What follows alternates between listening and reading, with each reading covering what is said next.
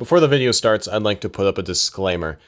I made this video primarily for my friends who have literally no idea what Rainworld is about, so for them I'd like to put up a little disclaimer. Throughout this video there are a lot of bits of information that is quoted. When that information is being quoted, it is being read by an iterator, one of these guys. If you see one of them holding a pearl, that means the information is being quoted and isn't a direct statement from that iterator.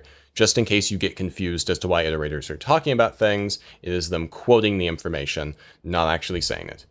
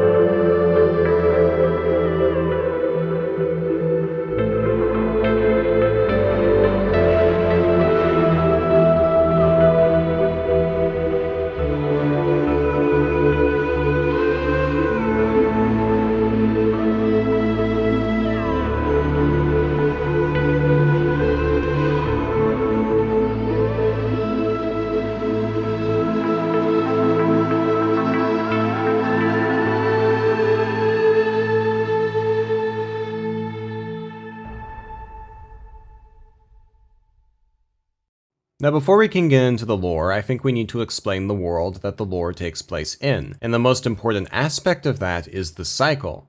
Now the cycle is a critical aspect of the world itself, a natural law that applies to everything in the world. Despite how important the cycle is, however, we don't actually know what it is, and we can only speculate about it. The game never really gives us a definition of the cycle, nor really an explanation. Comedically enough, it can be assumed that the cycle isn't even fully understood by the developers based on some developer commentary. All we can talk about are the facts, and there aren't that many. The cycle is referred to as a repeating pattern, and we know every living creature experiences the effects of the cycle. Like sleep, like death. You wake up again, whether you want to or not. A common community theory is that the cycle represents the respawn mechanic in the game. Every time you die, you just wake back up again, slowly progressing forever, eternally immortal. So that's it then. You live forever because you constantly respawn. Old age can't kill you, and you just keep waking back up again. After all, the slugcats we play as can just keep living forever. They can constantly respawn, so that must be the cycle. Well, not quite, as one character has a terminal disease and will stop being able to respawn once it fully takes hold. We are told that the cycle was an oscillating claustrophobia, which is very deliberate wording.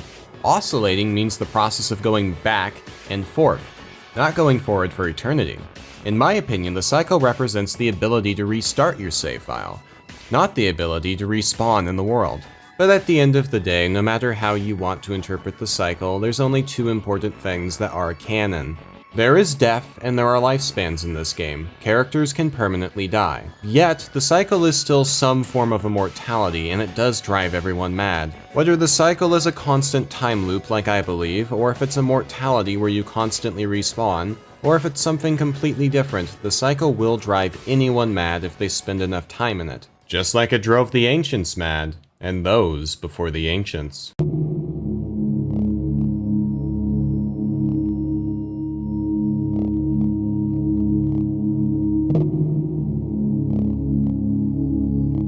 Nothing is constant in the Rainworld. Dust slowly falls from the sky, covering everything, while deep underground, a substance known as void fluid slowly eats upwards. This mixture of growth and decay is a perfect equilibrium, meaning the surface neither sinks nor grows. This offers no impact on the day-to-day life of the Rainworld inhabitants, however, it offers consequences for structures that overstay their welcome.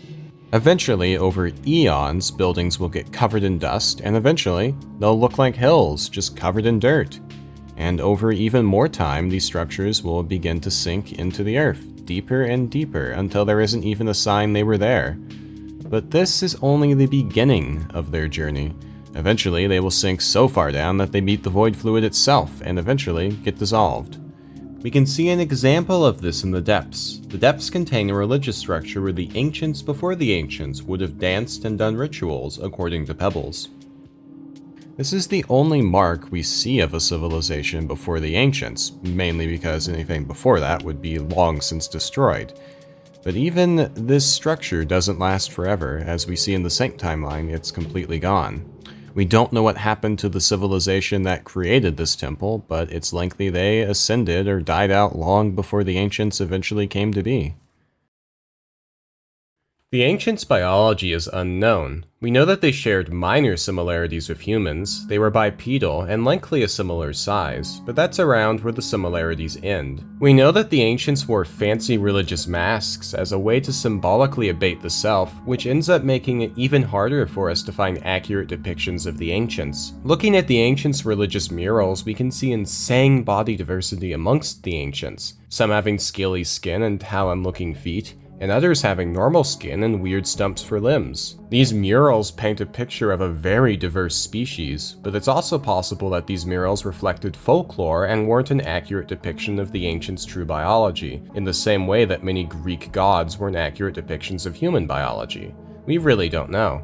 Our only good look at an unmasked ancient comes in the form of graffiti, where religious standards would be much more likely to be disregarded by the creators. We see depictions of maskless ancients with very human-looking faces, yet we also see depictions that bear almost no resemblance to humans at all. These depictions further show how diverse the ancient species really was. Some may theorize that this wide diversity in traits is due to genetic modification, as all these depictions of the ancients came long after many technological revolutions where such a feat would be possible. However, it is also possible that this is due to sexual dimorphism, where two different genders of the same species may look completely different. But we see an ancient referred to as both a mother and a father, which might imply that the ancients are actually hermaphrodites, who would have both reproductive parts and also likely wouldn't have sexual dimorphism. At the end of the day, it's likely that an unmasked ancient looked something like one of these. However, we don't even know. Something as simple as the ancients' biology is mostly speculation, and in this video I will attempt to focus more on what we know, like the ancients' history. In the beginning, the ancients were just as sophisticated as the humble scavenger, born into a confusing world, stuck in a confusing cycle. Even from the earliest moments of ancient culture, it was wrapped in spirituality and religion. Their dynasties were based on religious revelations, and some of the only history we can find about these early eras are religious hymns and poems.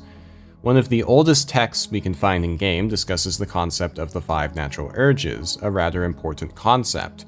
These natural urges held a high level of significance because the ancients believed by letting go of them all they could escape the cycle, although it's never shown if that was actually true or not. The age of this text is also very important, as it shows how long the ancients struggled with the cycles and struggled with escaping them. While the understanding of these natural urges, of course, grew much more complex as time went on, the concept would remain very important even after the ancients' departure. Even our humble little slugcat is impacted by these natural urges. Another important religious concept for the ancients is this one. It draws a comparison with a fishing net, because the more we struggle and squirm, the more entangled we become. It says that only the limp body of the jellyfish cannot be captured by the net. So we should try and be like the jellyfish, because the jellyfish just doesn't try. This was an internal dilemma to them. They were burdened by great ambition, yet deeply convinced that striving itself was an unforgivable vice. We know they had great ambitions. They wanted to not only escape the cycle for themselves, but we learn later that they wanted to free everything from the cycle. They wanted every creature to escape. However, they were conflicted because even trying was a vice, and that would stop them from ascending. Trying to ascend would stop oneself from ascending. So what do you do? This analogy would guide the ancients for their entire history that we know about. Another interesting find from before the Void Fluid Revolution is a diary entry on a plain white pearl. This entry is from a laborer working on a subway tunnel deep underground. It talks about the ancient having scary dreams of glowing stars moving menacingly in the distance. This seems just like a case of someone having some simple nightmares, but this is a phenomenon we can actually experience in-game, as sleeping in Subterranean will give us this dream.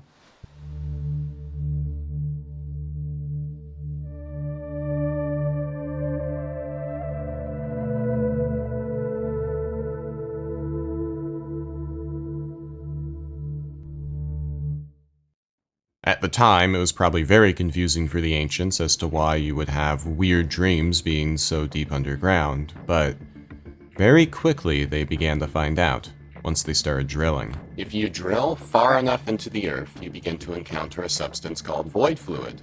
The deeper you go, the less rock and more void fluid. It's believed that there is a point where the rock completely gives away. Below that would be the void sea.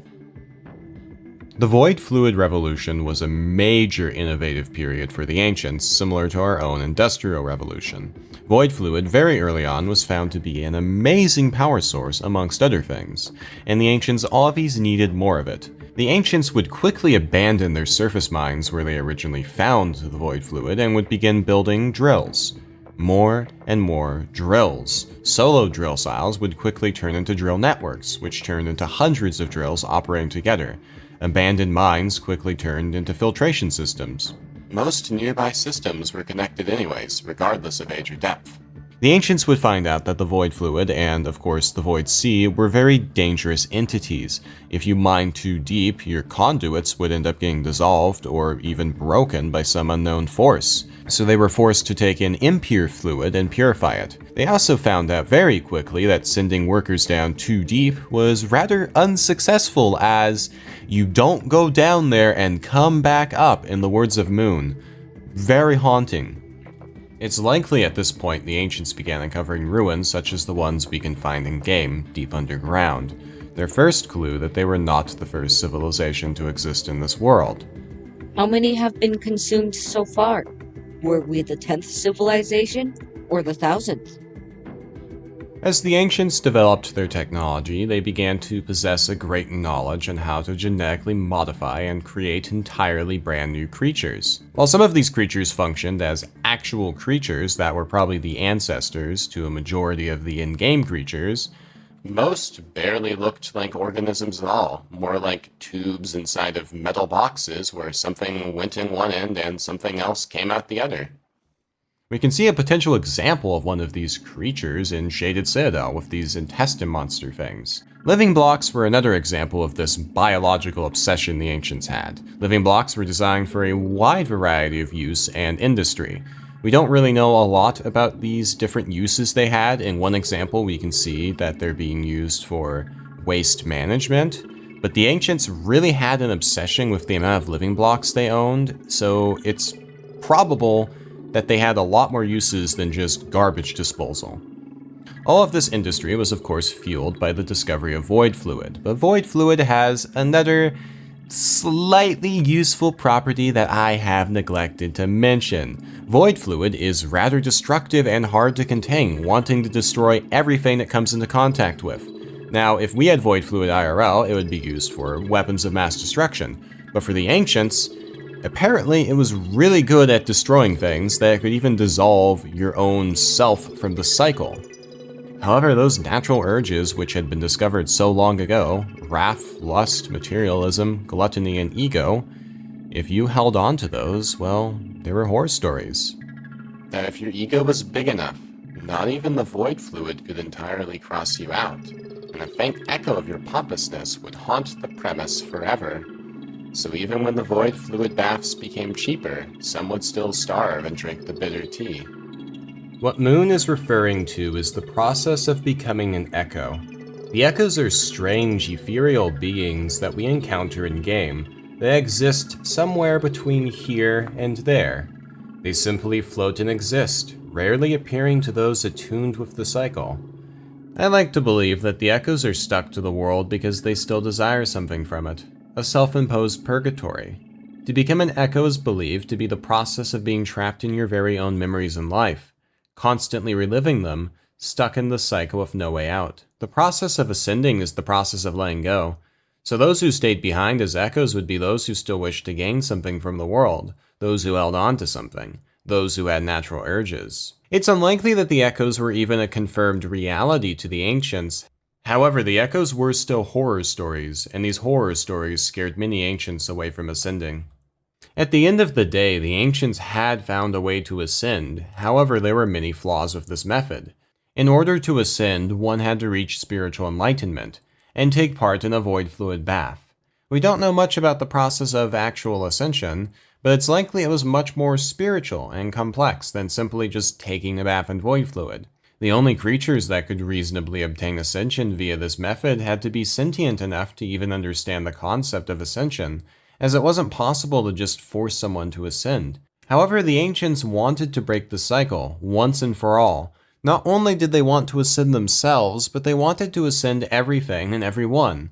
They wanted the world to be freed. However, the ancients were still afraid that striving itself would force them to be stuck in the cycle, and the ancients only had so much time. What the ancients needed was something or someone who could do the work for them, something that was far more advanced than any one ancient, something that could be mass-produced and used in mass. And the ancients, well, they did what they do best.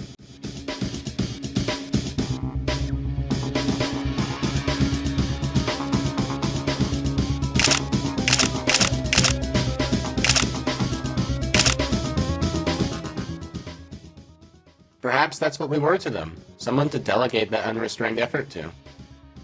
The iterators were the culmination of the ancients' innovations. Powered entirely by void fluid, built out of self-repairing microbial-enhanced metal, and with their computing power entirely outsourced to living organisms, these fully sentient supercomputers were the most complex innovation the ancients had ever created. Their facilities were larger than any city, and they were composed of varying organisms, some simple microbes for simple computing tasks, and others multicellular organisms capable of storing electrical information. Truly a wonder of genetic modification and purposed organisms. Aiding the iterator would be a vast array of supercomputers, a wonder of electronical engineering. And their facilities were far larger than any city, which made them truly a wonder of engineering and construction prowess. It's possible that the very first iterators were much more simple than the ones we encounter in-game. However, despite that, the iterator's very concept is very impressive. In the same way, my own body is all around you, composed of specialized organisms and machinery. What you see in front of you is only the tiny extremity of a colossal presence, one that your simple mind could not hope to comprehend. Upon creation, the iterators were given the primary goal of solving the great problem. A problem based around the ancients' inability to escape the cycle. A solution to the great problem would be a solution to escaping the cycle itself. However, there were also many regulations known as taboos encoded into them to ensure they stayed on task. They were allowed to pursue any avenue of research as long as they stayed subordinate to the ancients. Whether by intentional design or just over-engineering, these brand new supercomputers were virtually immortal, on top of being fully sentient and aware of the passing of time. The iterators had many failsafes and backup power sources to ensure that they remained operational. However, the ancients' taboos prevented an iterator from self-ascension or even self-termination, effectively stopping an iterator from being able to stop being immortal. On one hand, the ancients took great care of the iterators. They looked up to them, they held festivals in their names, and they looked up to them for knowledge. In their culture, the iterators were revered, they were respected. However, on the other hand, the iterators were brought into a life that they could never escape. The iterators were built to survive. Even if their facility was completely destroyed, they would remain conscious. Maybe this was the ancients' way of motivating the iterators into finding a solution to the great problem, as that would be their only way of escaping their new immortality. The ancients didn't just want sentient supercomputers who they could delegate effort to. They wanted a slave that could work forever, never taking breaks, always thinking. We are not built to ascend like our creators. It is our role to think, and to guide the lesser creatures of the world onto a path towards it. However, there was one small issue with their new supercomputers, and that was the consumption of water. The iterators needed water for many varying things in their systems. The iterators' living tissue likely needed copious amounts of water to keep itself alive. The iterators also needed water to flush out waste from their system. Without water, their cells would slowly die and waste would build up. And all of the water that the iterators consumed had to go somewhere, and the ancients decided the best route would be to vent the water directly into the atmosphere as water vapor, hence the title of the game.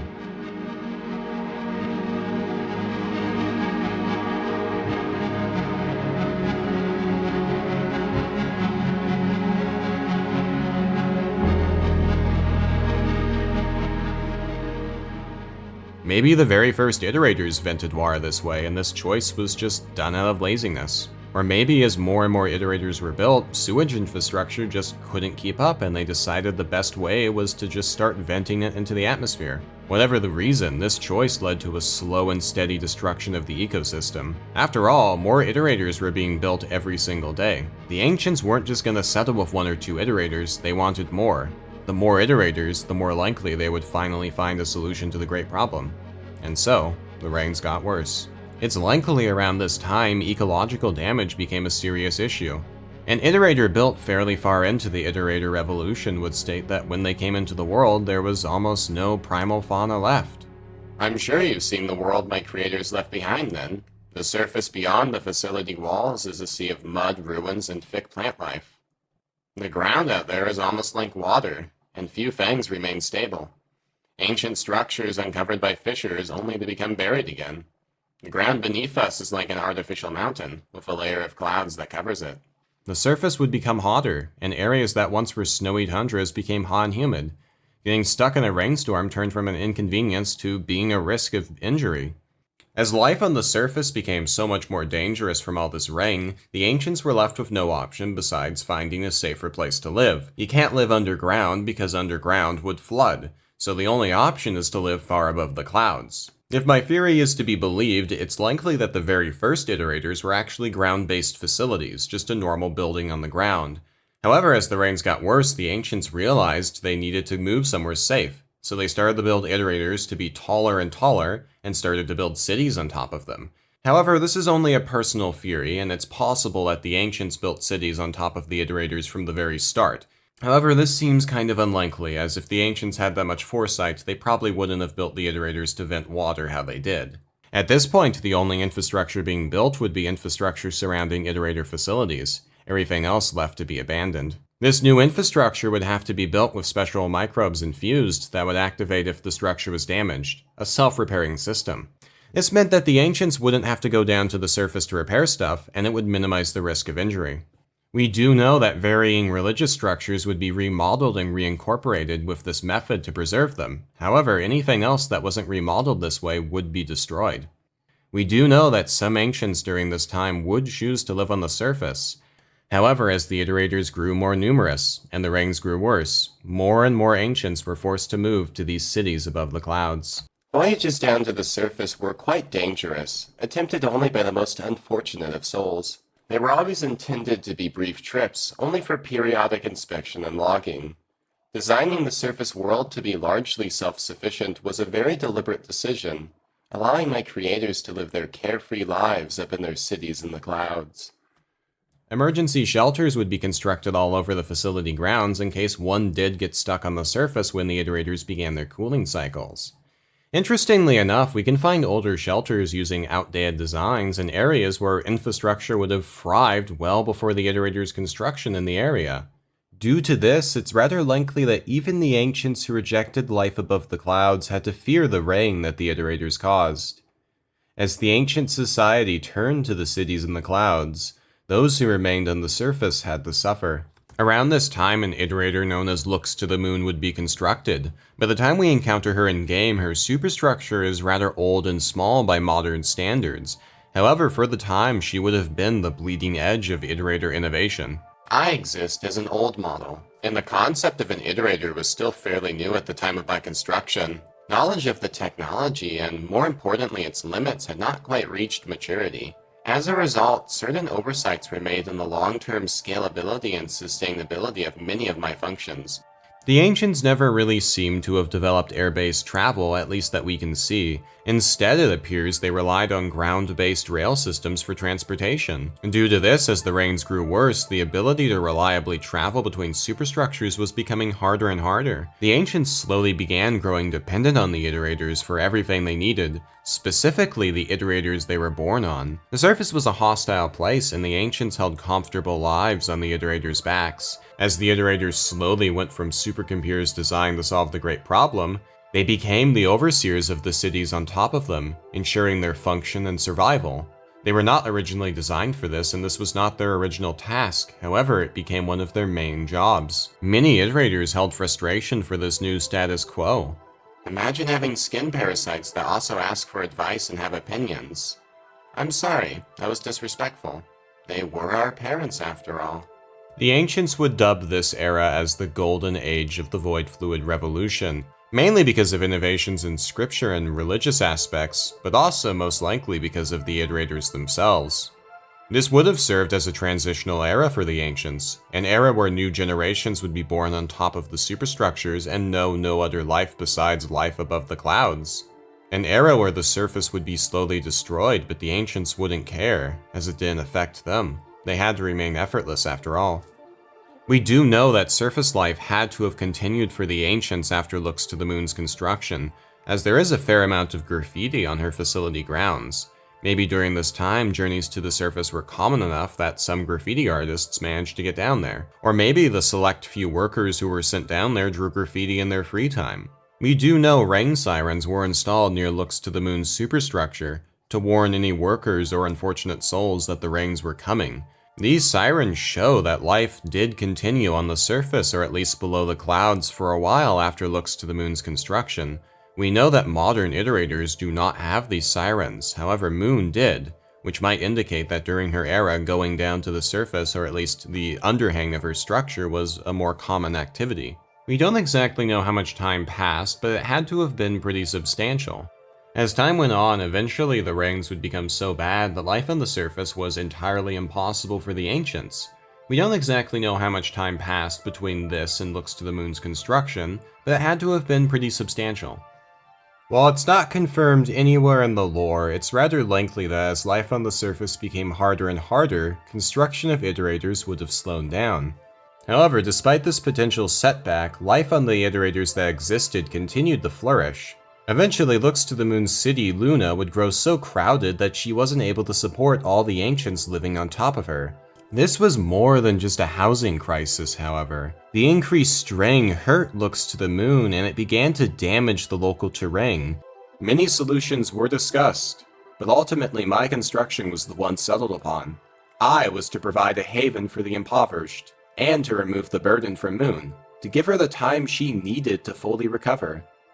This quote is from an iterator known as 5 Pebbles, the iterator that would be built directly adjacent to Looks to the Moon. Originally, water supply was very important when placing iterators. Later, there would be a great equalizer. The fact that we breathe out as much vapor as we inhale water led to there being water available everywhere, and the latest few generations could be placed almost completely freely. Building pebbles so close to me was believed to be a risky choice, but the groundwater is finally deemed as sufficient. And so, 5 Pebbles construction began, however, not without controversy. We do hereby demand, with the full force of the law and religious doctrine, an immediate end to the construction of the apostate superstructure abomination. To place shadow upon the divine body of the true anointed citadel is outrageous blasphemy and cannot be tolerated no matter the circumstances. The citadel is a place that we can explore in-game. However, by the time we explore it, it has become the Shaded Citadel. This is because of 5 Pebbles construction. This once bright and important religious location would be cast into shade because of 5 Pebbles. The reason the Citadel was so important to many Ancients is because it stored the memories of those who ascended. It was common practice to donate all your memories to the Citadel before ascension. However, unfortunately for those who supported the Citadel, Pebbles construction had already been settled upon, and it had already begun. So its construction continued. It is no secret that my construction was a great point of controversy.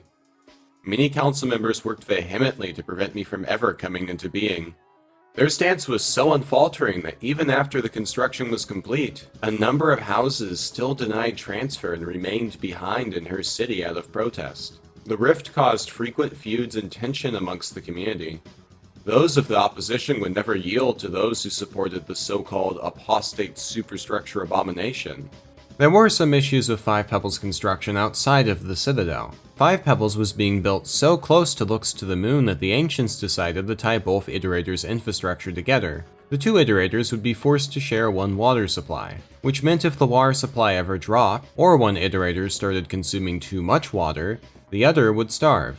Additionally, in Downpour, iterators are shown to cause seismic activity when operating, especially during heavy processing. This likely isn't that big of a deal when an iterator has their own facility, but when two iterators share a facility, this seismic activity can put the other at risk. Something to note about ancient society is that they never really seem to have developed a central government, and each iterator city lacked a government of itself. Instead, the ones in charge were the houses. Houses are basically just groups of council members who would argue with other houses about day-to-day issues and collaborate with the iterators on running the iterators' cities. However, it would also appear that the houses were not a supreme authority over the cities, and they only held great influence while not being official rulers. In some situations, however, it would appear that houses had the ability to corruptly hold on to power, but this is not a normal scenario. Despite the protests by the citizens of the cities, and the issues that the houses brought up, Five Pebbles' construction would eventually be concluded, and he would be brought into this world. Pebbles was brought into this world facing some rather odd circumstances for an iterator. He was remarkably close to another iterator in a way that had never been seen before, and as such, they shared the same facility grounds. Due to this, Looks to the Moon was given seniority privileges over many elements of infrastructure that they shared. Looks to the Moon was like a mentor to Pebbles, but she liked to think of herself as Pebbles' big sister, going as far as to name herself Big Sis Moon on all of the broadcast networks. From our understanding, Pebbles was most likely one of the last iterators ever built, and Moon one of the first. Think of Pebbles as an angsty and rebellious teenager, and Moon a well-balanced, adjusted adult. Additionally, Pebbles found ancient history very fascinating, which was partially why we know so much about it and were able to make this video. This was a rather interesting contrast from Moon, who had lived through so much of it that she found it all rather boring. As the Ancients migrated over to Five Pebbles, new houses would be formed, and these new houses would hold issue with the old houses who held issues with Five Pebbles' construction. A real mouthful. We don't know how much time passed, but we do know that this grudge against Five Pebbles was beginning to be treated more like a threat to their way of life. The moral argument. Five Pebbles is our creation, and we have parental obligations towards him. As an iterator, he is also a gift of charity from us to the world. The practical argument. Despite you being family, I must beg forgiveness for the blunt vulgarity, but we are, for as long as we remain, dependent on Five Pebbles for water, nectar, energy, void fluid, and all other vital resources. By now, living on the surface is laughable.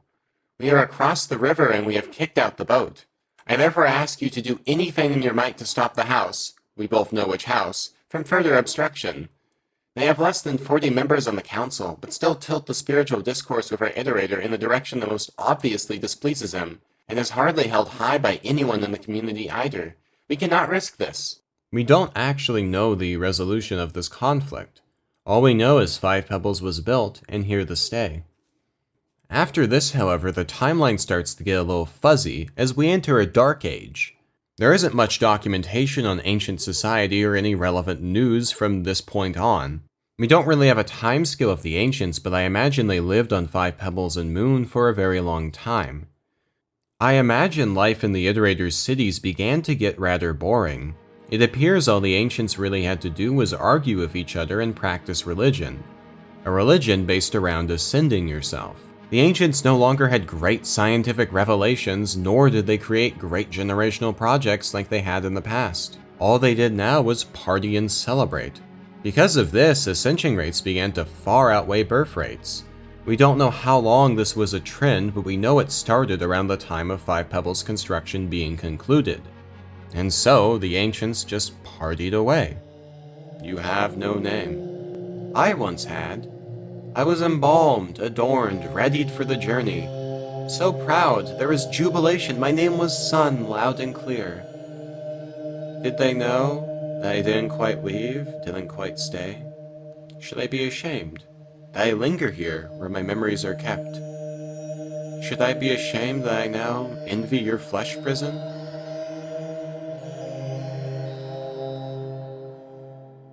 However, looking back at the ancients, we know one thing. Something happened to them. Something caused them all to disappear, while leaving their infrastructure, their farms, their cities, their iterators all behind without any ruin. On Steam, Rainworld has the tag post-apocalyptic, but I would argue this is incorrect. Rainworld never had an apocalypse. Rainworld was just abandoned. In the base game of Rainworld, what happened to the ancients is left up to interpretation. But in Downpour, it's confirmed that the reason all of the ancients are gone is one thing: global ascension. Over time, Iterators' cities would thin out. We know they faced declining populations, and those who remained would be the minority. We do know that before global ascension concluded, the ancients ordered their railways to be halted, and their farms to be harvested prematurely. This is merely a theory, but it's possible that this could have been a move to force ancients into ascension. After all, if they decided to stick around, they would have no more food coming in, and they would eventually starve to death. We also know that there's an echo in the game who remarks that they didn't want to ascend, remarks that they enjoyed life. Maybe this echo was a victim of global ascension, or maybe they ascended far before global ascension was a thing. Once again, with Rainworld, we never really know. No matter the exact elements of global ascension, all we know is that when it concluded, all the ancients were gone, and the iterators were left behind. Now you might be wondering, why were the iterators left behind? After all, wasn't their job to solve the problem of ascension and to take care of the ancients? With both of those tasks gone, wouldn't the iterators have no job left? Shouldn't the ancients have shut them down or ascended them? Well, not exactly. Earlier in this video, I read dialogue that mentioned that the iterators were considered a charity to the world. The iterators' entire point was to guide the entire world's creatures to the path of ascension. The ancients assumed that the iterators were unable to achieve enlightenment themselves, and thus were unable to ascend like everything else could. And so, the ancients left the iterators behind with one final task to solve: the triple affirmative. Affirmative that a solution has been found. Affirmative that the solution is portable. And affirmative that technical implementation is possible and generally applicable. The iterators' goal was to find a way to easily and portably ascend every creature in the world while not using void fluid, and to guide the lesser creatures of the world onto a path towards ascension in the meantime.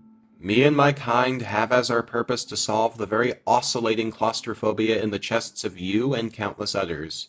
A strange charity, you the unknowing recipient, I the reluctant gift. The noble benefactors? Gone. The bad news is that no definitive solution has been found.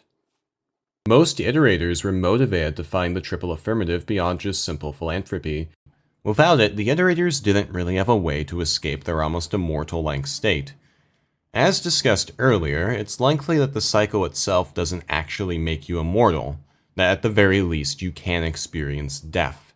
However, the iterators were far beyond this, as the ancients had delegated a lot of effort into ensuring that the iterators would stay alive for as long as possible. This was likely very intentional on the ancients' part, as they knew eventually they would be leaving the iterators behind. They wanted to make sure that the iterators would have a motivation, and that motivation was the same one that had driven their entire society for all of time. And so, the iterators worked, and they worked, for who knows how long. Alone, they searched for a solution to a problem that might not even have an answer. There was no longer anyone around to tell them what to do, but that didn't stop them from searching. It was in their best interest, and they had nothing else to do. Of course, there were some moments between work that the iterators managed to have fun. Besides just talking to each other on the equivalent of Discord, some iterators enjoyed watching the activities of nature through their overseers, sentient little security cameras. One such interaction I found quite amusing was this one, where two iterators bet on which creature is going to win a fight.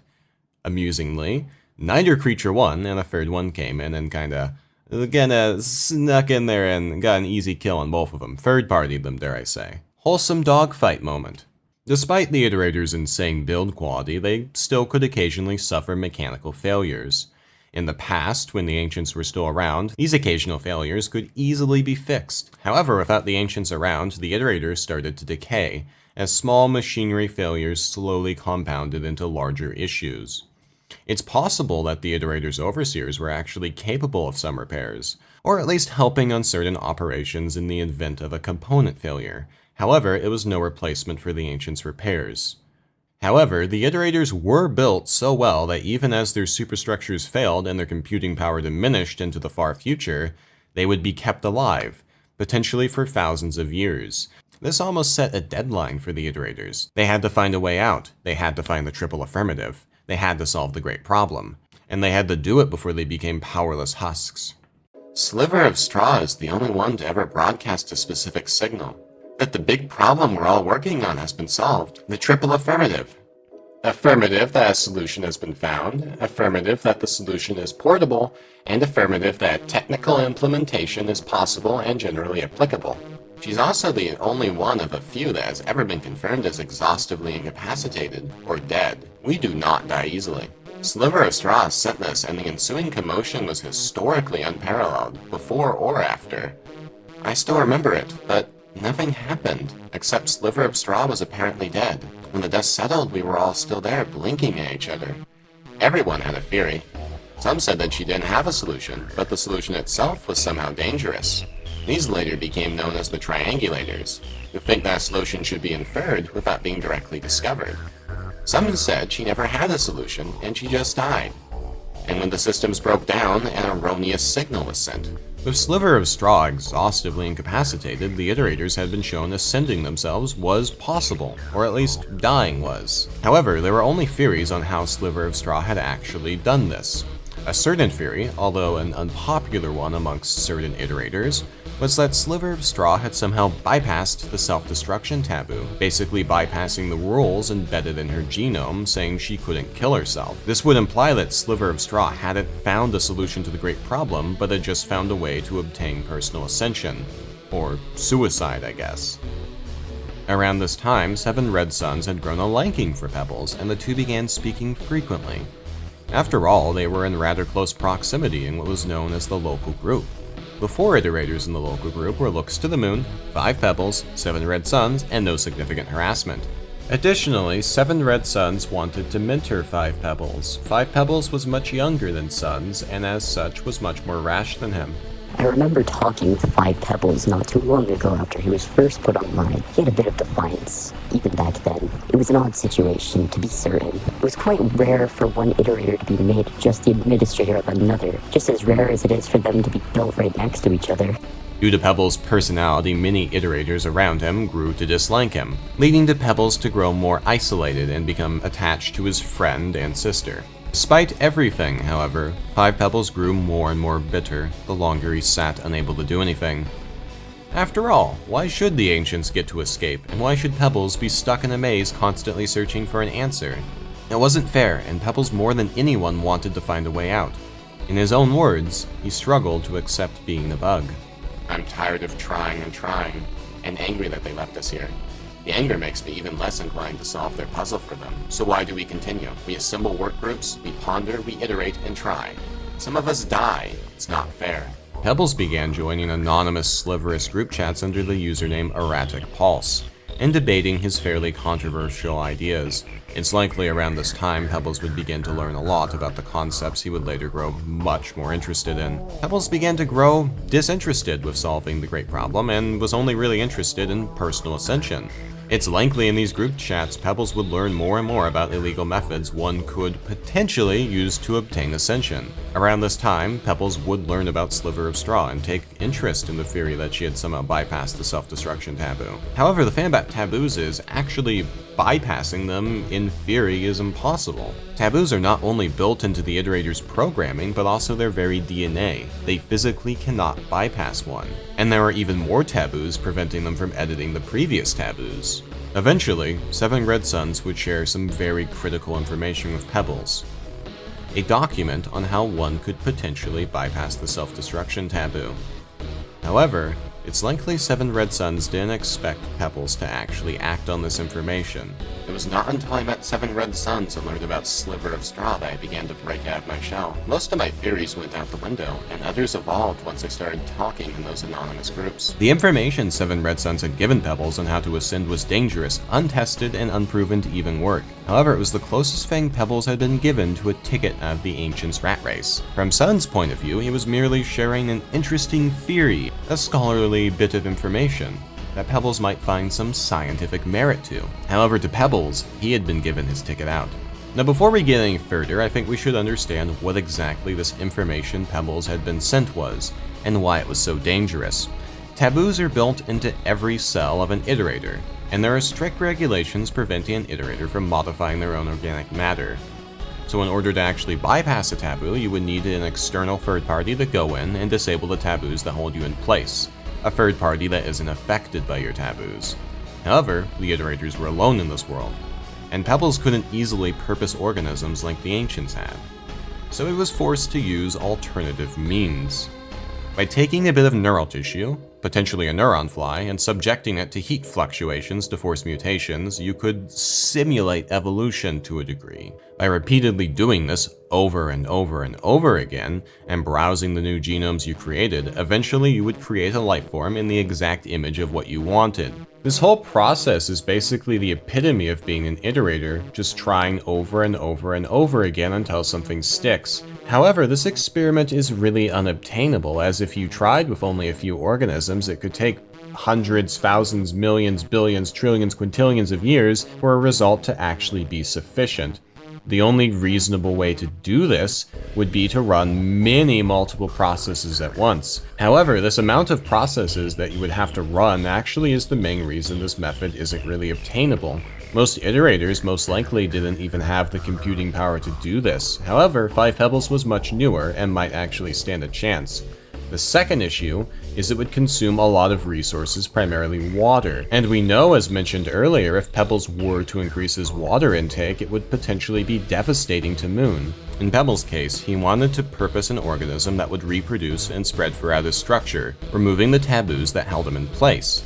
This is in confidence, but apparently a pseudonym, Erratic Pulse, has appeared on a nearby Sliverous conversation with ideas about personal ascension. Someone here in our vicinity is trying to cross themselves out. He's going to attempt some sort of breeding program. Thought you might want to know. He's not looking for the same thing as we are anymore. He's changed his task, so who knows really. I will try to find him and talk to him. Please don't spread this around. It's never explicitly stated if Moon ever found out about Pebbles' plans. However, it is mentioned that Pebbles thought Moon would understand what he was trying to do once he began his experiment, implying that Moon did in fact know it was Pebbles who was Erratic Pulse. Sadly, however, it's likely Moon wasn't firm enough with Pebbles to convince him it was a bad idea, and so Pebbles would begin the experiment. We are not built to ascend like our creators. It is our role to think, to guide the lesser creatures of the world onto a path towards it. However, a definitive solution has not been found. While the equipment to find one decays, it seems my kind have collectively accepted to remain trapped inside of their creator's puzzle. Meanwhile, the answer remains locked behind their sanctioned taboos. If I can just reproduce Sliver of Straw's results, they will understand. Pebbles would shut down his communications in order to not be distracted, and once he began working, he was now locked in with no way out. Due to the fact that an iterator's brain is shared with their computing power, they are much more prone to distractions that could result in cataclysmic failures than your typical supercomputer. Any message could completely mess Pebbles up, unleashing half-baked organisms all over his systems. Additionally, Pebbles wasn't going to stop halfway through, even if he ended up hurting Moon. He was determined. He had one shot at this. One shot to quickly find the triple affirmative before Moon became too damaged. One shot to show them all there was a way out. And so, Pebbles began to work.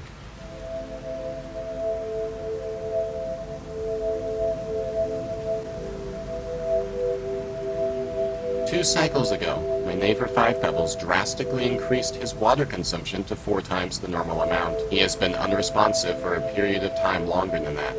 The 2 of us share groundwater, and I have been without water for almost a cycle. Any attempt at communication has been met with complete silence, and my situation is becoming increasingly dangerous. I asked the local group for information about when you were last able to contact him, and to try to use those same communication channels again repeatedly until you get a response. I will be clear on this. If he is not persuaded to stop whatever it is he's doing, I will die.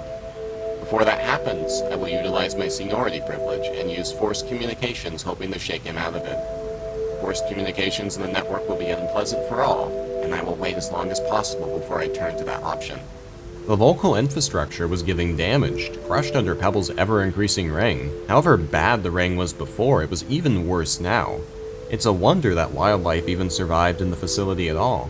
Additionally, Pebble's superstructure was getting strained so hard that seismic activity was kicking up around the facility. And of course, Moon was starving in the corner. Pebbles was channeling every ounce of his superstructure into the task, all of his high-end modern machinery being strained to its core, and his water consumption increased even more. Moon tried her best to preserve her systems, but without water, an iterator facility isn't very long for this world. Slag builds up, harmful chemicals build up, living parts of the facility starve, mechanical parts that require water for cooling overheat, and the list goes on.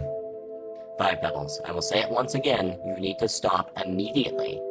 I know you're going to trash this message like the rest, but I hope eventually, when you are out of this state of mind, you will look back at these. Look back and reflect on all the regrets you've set yourself up to have. Eventually, Moon would suffer too much damage to actually send out messages or receive them. With Moon going silent and Pebbles blocking out all messages, the local group could do nothing but watch and worry. Around this time, 7 Red Suns and no significant harassment would begin projects to send purposed organisms to Pebbles and Moon's facility. Moon, it's me again. I do not know if you're receiving these. Please signal in any way if you can. I need to talk to you. I need to know you're okay. It's difficult for us to assist you over this distance. Even more difficult for us to do anything in the midst of these tantrums. We're going to try everything that we can. Just hold on a little longer. I have been very close with Moon, and I can tell you she is incredibly caring. And while her kindness is one of her greatest attributes, it's also to her detriment. I'm sure she convinced herself that she could help Pebbles, that she could bring him under control of words rather than forced action. She's probably still trying that now, unless her systems have degraded past that point of even allowing it. That's why this is so tragic to me. However, from Pebble's perspective, he was doing what he had to. He had to replicate Sliver of Straw's results. He had to show everyone that this was the solution to the great problem. Not finding a way to ascend all the lizards and vultures and scavengers, but ascending themselves. The iterators weren't going to live long enough to be around when another advanced civilization came to be, and the iterators didn't have the ability to go out and manually ascend every creature even if they did find a solution. This was the solution, personal ascension, and Pebbles was going to find the triple affirmative. He was going to recreate Sliver of Straw's results. He may have been hurting Moon, but he would be able to save her if he was successful. He had to be successful. There was nothing he could do about Moon's proximity to him. He was born into that. And he wasn't going to be stopped by his unlucky circumstances. They would all see. He just couldn't afford any distractions until he was successful. He had to stay focused. Then everything would be alright. 1654.116. Private. Forced. Big Sis Moon. 5 Pebbles. Immediately lower your groundwater consumption to 1/5 of the current intake. Stop whatever it is you are doing. Please stop. As your local group senior, I order you. As your senior, I plead, stop. You could not have chosen a worse moment to disturb me. You have ruined everything. Please. I almost had it. I will never forget this. A forced broadcast wasn't only distracting to a very overworked Pebbles, but also unpleasant.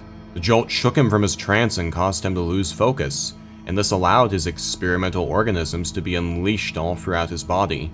A majority of these wouldn't cause much of an issue or would be flushed out quickly. However, one such organism would be just tenacious enough to survive. The rot is a disease that isn't entirely unique to Pebbles. We don't entirely know what that entails, but it's likely a previous iterator had attempted the same experiment Pebbles had, with the same negative consequences. The rot was an organism close to what Pebbles would have wanted, a creature designed to reproduce and spread throughout his systems.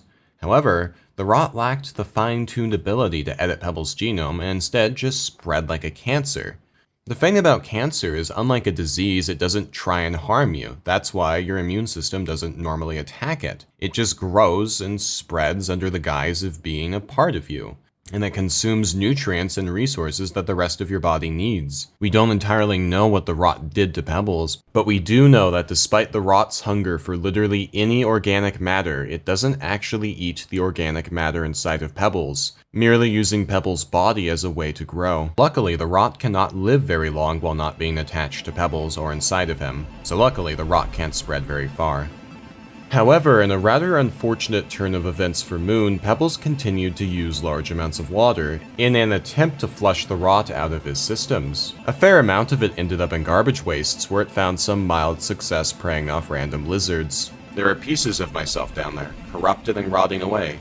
I do not advise you to look for what remains of them. The cysts are unlikely to be capable of surviving for too long outside of my structure. Quite unfortunately, my initial purge of corrupted chambers was insufficient, and the rot expanded into the static components of my structure.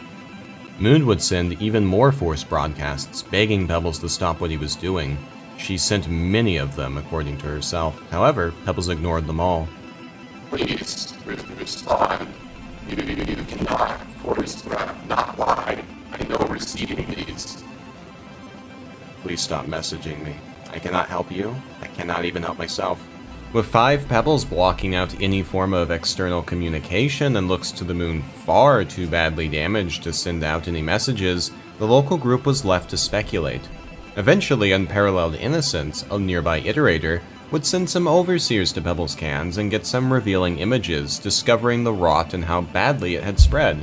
Unparalleled Innocence, either in an effort to get the truth out or to just be mean, decided to make these images public. The level of public ridicule Pebbles faced after is probably why Pebbles decided to continue shutting everyone out. This level of public ridicule Pebbles began to face probably didn't help a whole lot.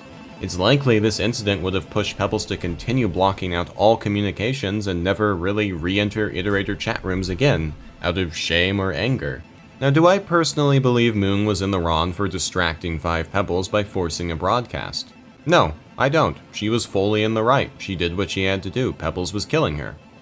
However, this also doesn't make Pebbles entirely in the wrong either. Pebbles mentions at some point that he thought Moon understood what he was trying to do with the experiment, implying some conversation that we never see that probably shows us a lot more about the situation. It's likely Moon did understand Pebbles' intentions to try and break the self-destruction taboo and try and replicate Sliver of Straw's results, but it's also likely Moon didn't really understand how far Pebbles was willing to go just to obtain this, which led to her forced starvation. Pebbles was selfish with what he did. He expected Moon to just die so he could find a way out of the cycle, while Moon tried her best to be supportive, before eventually being forced to stop 5 Pebbles because, well, he was killing her. In the end, it was Pebbles' fault, and nothing would ever change that. However, Pebbles did want to save the world. Deep down, that's all he wanted. The method he used to try and save the world was bad, and I agree that he was a bad person for doing that, but his intentions were good at the very least. It was not until I met 7 red suns and learned about Sliver of Straw that I began to break out of my shell. Most of my theories went out of the window, and others evolved once I started talking in those anonymous groups. And then, I made a mistake, and I cannot forgive myself for it. I was desperate, angry. I wanted a way out, my way out. And that came at the cost of everything. I thought I could do it quicker. It was taking too long. I almost had it. And then I hurt the one person who I thought understood what I was trying to do. And what of Moon? Well, she had waited far too long to stop Pebbles. Pebbles' experiments, followed by his excessive rain outputs, had caused irreversible damage to her structure, both internally and structurally, and Pebbles refused to stop even after his experiment failed. The 2 major issues Moon faced was starvation and structural integrity. Initially, Moon had been starved, which led to slag buildup and harmful chemical buildup and component failure. However, after Pebbles stopped his experiment, he would continue to output large amounts of water in an attempt to flush the rot out. This meant that Moon could finally get water again, however something Pebbles was doing was causing seismic activity, most likely his excessive output. And this meant that Moon's side of the facility grounds were facing irreversible damage, and her superstructure itself began to show signs of future collapse. After all, Moon's superstructure was one of the first. It probably wasn't built as well as Pebbles, so all of this rain output and seismic activity probably didn't cause a whole lot of damage to Pebbles, but it caused a bunch to Moon.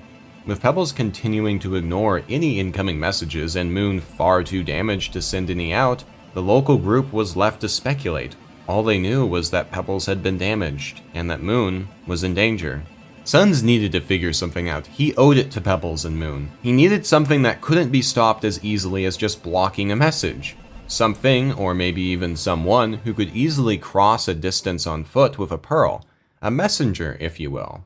Conveniently enough, Suns had a lot of experience in this field. When he had illegally delivered information to Pebbles, he had used a messenger.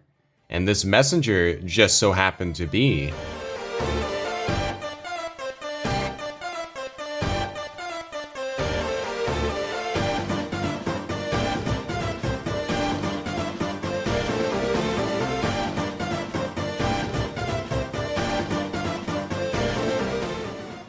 The Spearmaster is the first time we as the player actually get to interact with the world and lore of Rainworld. The Spearmaster comes from an unknown origin and is a specialized version of your typical slugcat, trained by 7 red suns with a pearl embedded in their chest and an overseer watching over them. Looking back, on the grand scale we have been discussing throughout this lore video, the Spearmaster is merely a background character, a creature of little importance to the overall story. But that's the thing about Rainworld. We don't play a major part in the world or the lore. We experience life as a small creature in a major ecosystem, rarely interacting with random gods.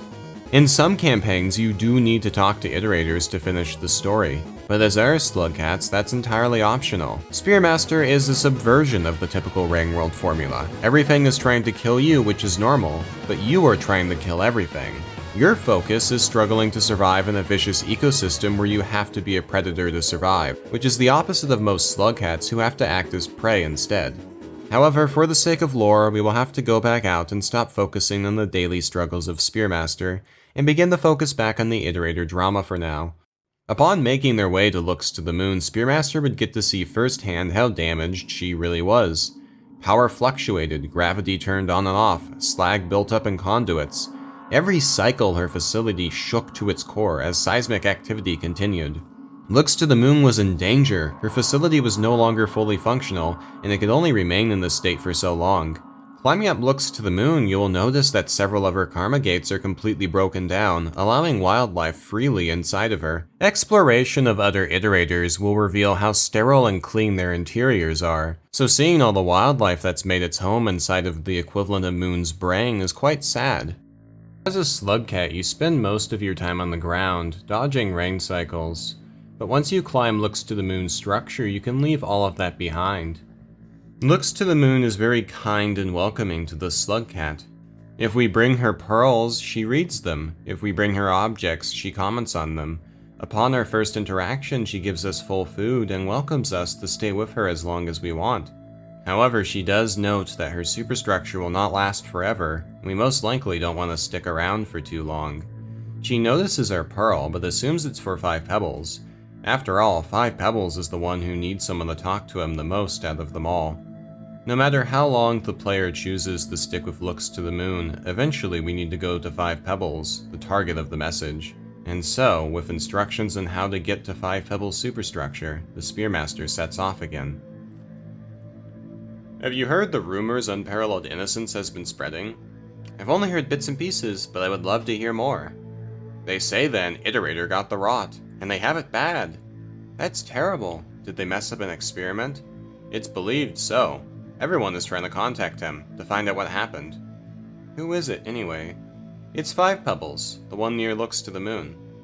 Isn't she his senior, enough to the point where she calls herself Big Sister Moon? What about asking her? Contact was lost with her as well. We still don't know what happened. This reminds me of the gossip from a while back, with Erratic Pulse. Did we ever hear back from him? Nope, I can't wait to. All this gossiping really makes the cycles passing less dull. True, but don't we all have a job to do? I suppose so. Upon crossing the sky bridge connecting the two superstructures, you end up in Five Pebbles Underhang. The Underhang is a horribly hostile place, arguably worse than the surface. Instead of rain cycles, electricity fluctuates in the bottom, lightning striking random surfaces. As you navigate Five Pebbles Underhang, if you follow the path of least resistance, you will end up face to face with the rot itself. At this point in the rot's progression, it has grown far beyond just a simple cancer. The rot cysts growing in the walls are hungry and eager to pull you in and consume you. You can encounter masses of moving rot tissue that have grown long appendages designed to grab onto you. These masses move around as though they want to hunt you down and consume you. However, luckily they are still mostly fused to the walls, and none of them are actually fully mobile. This part of Five Pebbles is known as unfortunate development, and it's very clear that without a cure, Five Pebbles will slowly succumb to this disease as it spreads to every aspect of his body. As you slowly float your way through Five Pebbles machinery, you will eventually encounter the General Systems Bus. The General Systems Bus is an area where all of Five Pebbles' inner thoughts combine together in a beautiful harmony that forms the song known as Random Gods.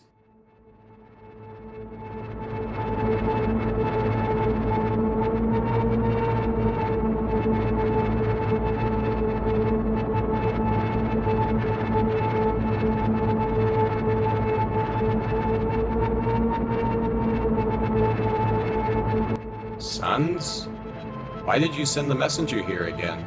Please leave. I cannot afford any further distractions. I am the only one who can fix this now. I trust that you understand me, sons. You have brought your overseer all this way. The least I can do is read your message aloud for it. Pebbles, I send you this message as your concerned and longtime friend. Unparalleled Innocence had sent an overseer to your can, and we all observe the state that you are in. I know that this is my fault. I should have foreseen you'd be too desperate to escape your situation to do things in proper moderation. For that, I'm very, very sorry. However, please don't disable your communication modules. You don't have to go through this alone. Everyone has been trying to contact you. We only want to help you. The behavior from your can has become erratic. It's not healthy, and it's not going to solve your problems. We have lost all communications from Moon as well, and have reason to believe her facility may be suffering irreversible damage from your attempts to fix yourself. I know better than anyone how you can be about these things, but it doesn't have to happen this way. Please respond back. Astounding! You could never understand what I feel right now, being pitied and lectured like this. What use would your help be? Your benevolent charity is what got me here in the first place. I wanted to find my own way out, and now I sit here rotting because of you and Moon. I'm not just going to be another bug wandering around in your worthless maze. I will reach my own solution without any of you. Get out! Get out! Five Pebbles, out of sheer frustration and anger, would throw the Spearmaster out of his chamber along with the pearl.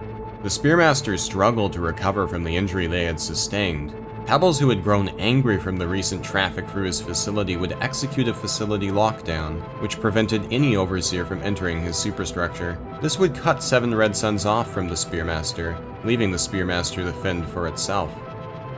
After this, the Spearmaster could reasonably head back to 7 Red Suns, as their mission is over. However, the game won't let us do that, and I imagine it's because the journey really isn't over to the Spearmaster. They still have a lot to do. They have to help Moon in some way, even if the message wasn't enough. As we trudge back to Looks to the Moon and show them the pearl that was once inside of us, we can't really do much. However, Moon comes up with an idea. I assume you've already shown this to Five Pebbles. I was not aware of the extent to which these affairs had reached to the wider iterator populace, nor was I aware of the lengths others would go to in attempts to contact us. If only I could... Brave Messenger, do you mind if I rewrite the contents of this pearl? After all, it has already served its original purpose. I will attach a broadcast key to it, signed with my communication serial.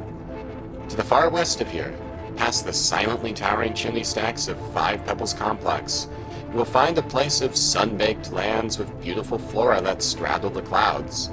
There is a communications array located here. It is the nearest one that may still be functioning. Its systems should recognize and respond to my signed broadcast key. If you could please stop there on your return trip to 7 Red Suns, I would be very grateful. This is my only hope to get a message out to the local group. Be careful, Messenger. And with that, the Spearmaster is off. They are forced to go between the sky bridge connecting Pebbles and Moon, underneath Pebbles Underhang, through the chimney stacks of Chimney Canopy, and eventually to Sky Islands. Sky Islands is full of communications towers, but only one is operational. As the Spearmaster gives the communications tower his pearl, we see a slow pan up to the sky. The very same pan I used at the start of this video. This will be my final broadcast to the local group.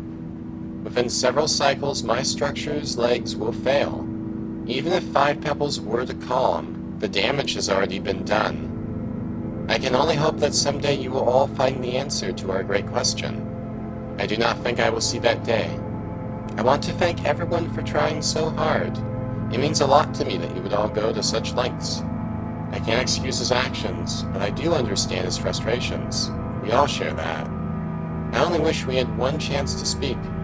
One last time. Thank you, everyone. I am happy to not be alone. After this broadcast, however, the Spearmaster heads back home, as he's unable to really do anything. We get to see this cute little cutscene at the end of his campaign, and off we go. The Spearmaster's campaign from the perspective of a player is a sad look into the past, back when the iterators stood strong, were able to communicate, and held hope in solving the great problem. Unfortunately, it just fell apart. An iterator's collapse is a horrible event, and it is truly suffering for that iterator. Without any form of help, the iterator just collapses, and they're still conscious, still alive, but they've lost their computing power, their memories, they're barely there, but they still are alive. Taking a step forward to the next campaign, the Artificer campaign, it's hard to know exactly how far in the future this is from Spearmaster. Based on Looks to the Moon's dialogue, she mentions that she won't be able to stand for much longer, only a few more cycles.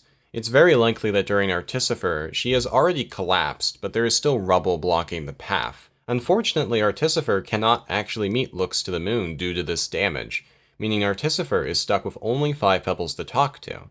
And 5 pebbles, she will talk. That's so stupid, what the fuck did I just say? We don't exactly know the origin of Artificer, but we do know that Artificer is a little different from your typical slugcat, a little more explosive than you would expect. It's possible that Artificer is a direct descendant of a heavily purposed slugcat, as the slugcat species seems to be a pretty popular platform for genetic modifications. When Artificer swallows a plant, they burn up and come out different. When they hold bubbleweed, it withers and dies. If they get electrocuted, they blow up. They can't even hold their breath too long without blowing up. Something interesting to note is that at the start of the timeline, the slugcats that we play as are much more modified than the slugcats at the end of the timeline.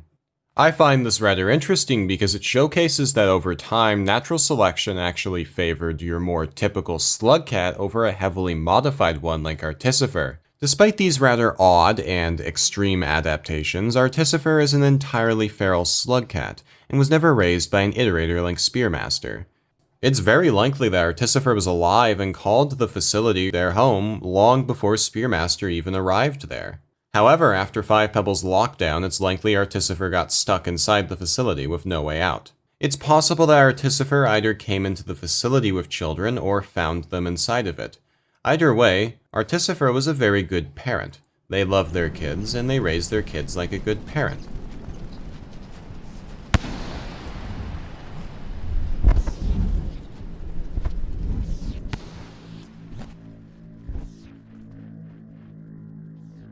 It would also appear that Artificer maintained a relatively friendly status with the local scavenger population, which was good as they seemed to call garbage wastes their home, a place teeming with scavenger life. Garbage Wastes itself is a very interesting place where the Ancients and Iterators dumped their trash off their superstructures, just a large garbage dump.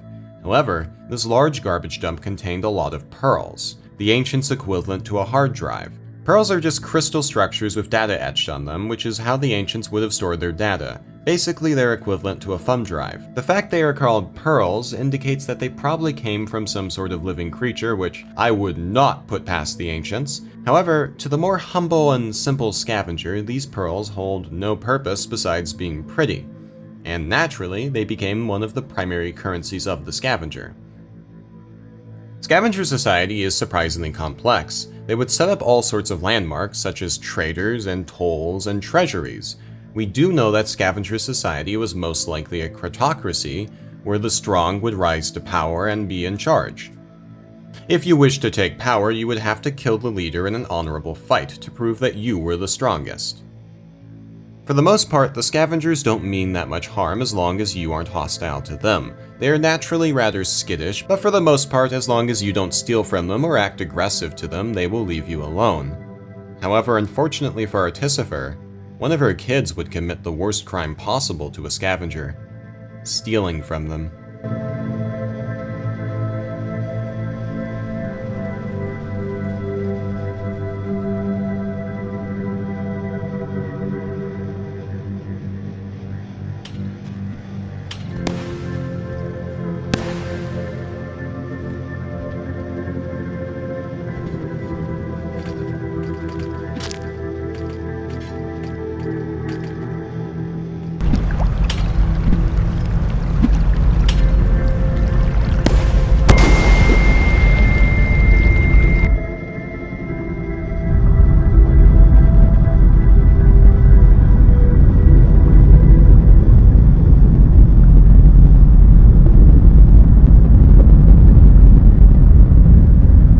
Whatever mechanic of the Artificer's body that enabled them to jump with an explosive force had also managed to provide some form of protection against the scavenger's bomb. Yet, it wasn't enough. Artificer lay on the ground, their flesh burning, unable to move from the stun, and the rain began to fall.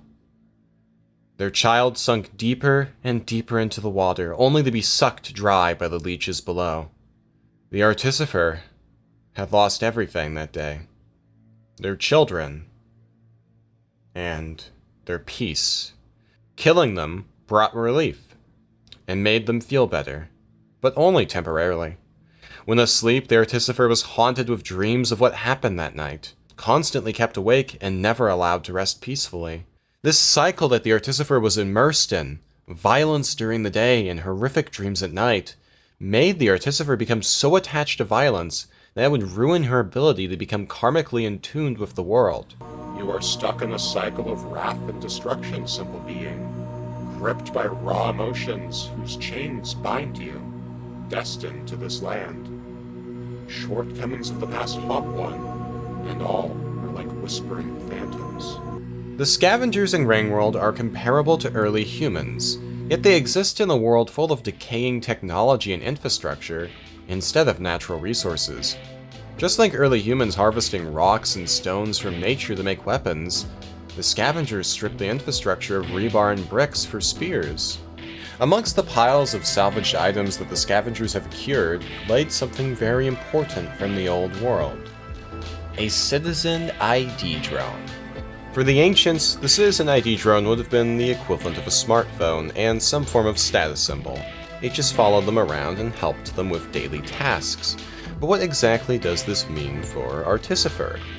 Well, when we pick up the drone as Artificer, the campaign begins, and we aren't really left with much time to ponder what exactly the implications of this device could be. Now, for the sake of this lore video and making it not insanely long while I talk about something that you could experience just by playing the game, I won't be going too in-depth about the specific campaigns, and will more so be focusing on the overall lore impact each campaign has. That being said, I will be discussing Artificer's campaign in a bit more depth, because I really like her campaign, and it's really good. Most of Artificer's campaign is spent killing scavengers and just playing the game and experiencing the combat. But no matter what you do as the player, or thematically what Artificer does as a character, eventually there is only one thing left to do: climb 5 Pebbles' superstructure. As you climb 5 Pebbles, you begin to encounter moving rot cysts that have escaped his interior, and are now making their home on the underhang. The scavengers that had managed to climb up here in the past and thrive around the time of Spearmaster are no longer around. The rot has taken their place in the ecosystem, killing mostly everything that couldn't adapt quickly, like the fast-running lizards. Upon finally reaching 5 Pebbles, we surprisingly aren't killed or pushed out of his chamber. Instead, we learn that the broken citizen ID drone has marked us as a citizen in Five Pebbles coding. He is aware that we are merely a slug cat, but his protocols and taboos prevent him from laying a finger on us, and give him an obligation to take care of us. Is this reaching you? I suppose it was only a matter of time before you ended up here. Your journey throughout my facility grounds has been incessantly brought to my attention by my overseers, thanks to that device that follows you around. It is a citizen ID drone of one of my long-departed creators. It seems to have been damaged and imprinted itself with you on reactivation. Much of the data the drone has been corrupted.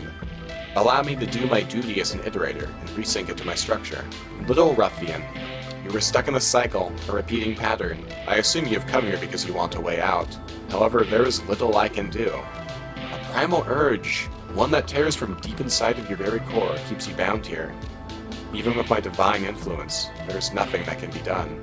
After our first interaction with him, he really isn't up for conversation. Probably because we can't speak. However, something you can do is bring him pearls. Five Pebbles isn't allowed to harm us, but he also isn't forced to make conversation with us. He chooses to conversate with us when we bring him pearls. As we bring Five Pebbles pearls, he actually comments on them and actually treats Artificer with a level of verbal respect that not even other iterators typically got. It's really interesting because for a majority of the lore videos so far, we see Five Pebbles as an asshole. I know there are some points where he kind of is humanized, but mostly he's someone who's just full of himself and hurt his sister and showed no real remorse. However, throughout this lore video, we see a really interesting side of Five Pebbles as he interacts with Artificer. Maybe it's because Artificer can't lecture him like the Ancients or other iterators did. Maybe it's because Five Pebbles can relate to Artificer's struggle with the world. Or maybe Five Pebbles is just finally starting to change, finally starting to realize the consequences of his actions, and desperately latching onto anyone to talk to who will still listen to him. This is an archival text from before the Green Hegonymic Linguistic Dynasty's second revelation. The text itself is an early tome of hymns and spiritual guidance, forming an early understanding of the five natural urges that bind oneself to the cycle. As to be expected from the text of this era, it was washed in metaphor and symbolism. Although my kind was built for pragmatism, I have always found fondness for my creator's history. The first iterators during the golden age of the Void Fluid Revolution lived through the metamorphosis of scripture and verse into the first age of understanding. To be created in or experience such an age is something I greatly envied. Thank you, citizen. Amongst some of the dialogue gained from these pearls, we can also get a feeling about how he feels about Moon's collapse. This is a warning to the local group from my senior neighbor looks to the Moon, about incoming forced communications over the network. She was not aware of my activities and was being starved of water, as I was running a very sensitive process. The distance between one iterator to another is traditionally much larger than I am to her, and because of this we share many resources, the most important of which is our groundwater. I did not want her to be involved, but our shared resources prevented that from the start. There is nothing that can be done now. I cannot forgive her interruption as it destroyed everything I had been working towards. However, neither of us are in any shape to be arguing. We are both doomed if we do not find a way to reverse its effects. The chances of doing so are slowly vanishing. Please let me get back to work. However, no matter how many pearls we bring Five Pebbles, no matter how friendly he becomes with us, at the end of the day, he is a supercomputer larger than the city, attempting to solve an unsolvable problem and cure an incurable disease, and we are just a simple slug cat. Five Pebbles doesn't have the time nor the ability to really help us, and we have no way to help him. However, Five Pebbles does lend us an opportunity that Artificer would be a fool to turn down. If you intend to carry that device around and masquerade as one of my citizens, then perhaps you can at least properly perform your responsibility of tending to this superstructure. From the glimpses I've seen so far of your journey, it's apparent you need to inflict violence against the scavenger population. While I personally find your way of life appalling, it seems we share a common enemy. A large pack of them has made their home in my city, and have been causing progressive damage to the roof of my structure in their attempts to gather scrap metal and other mechanical parts.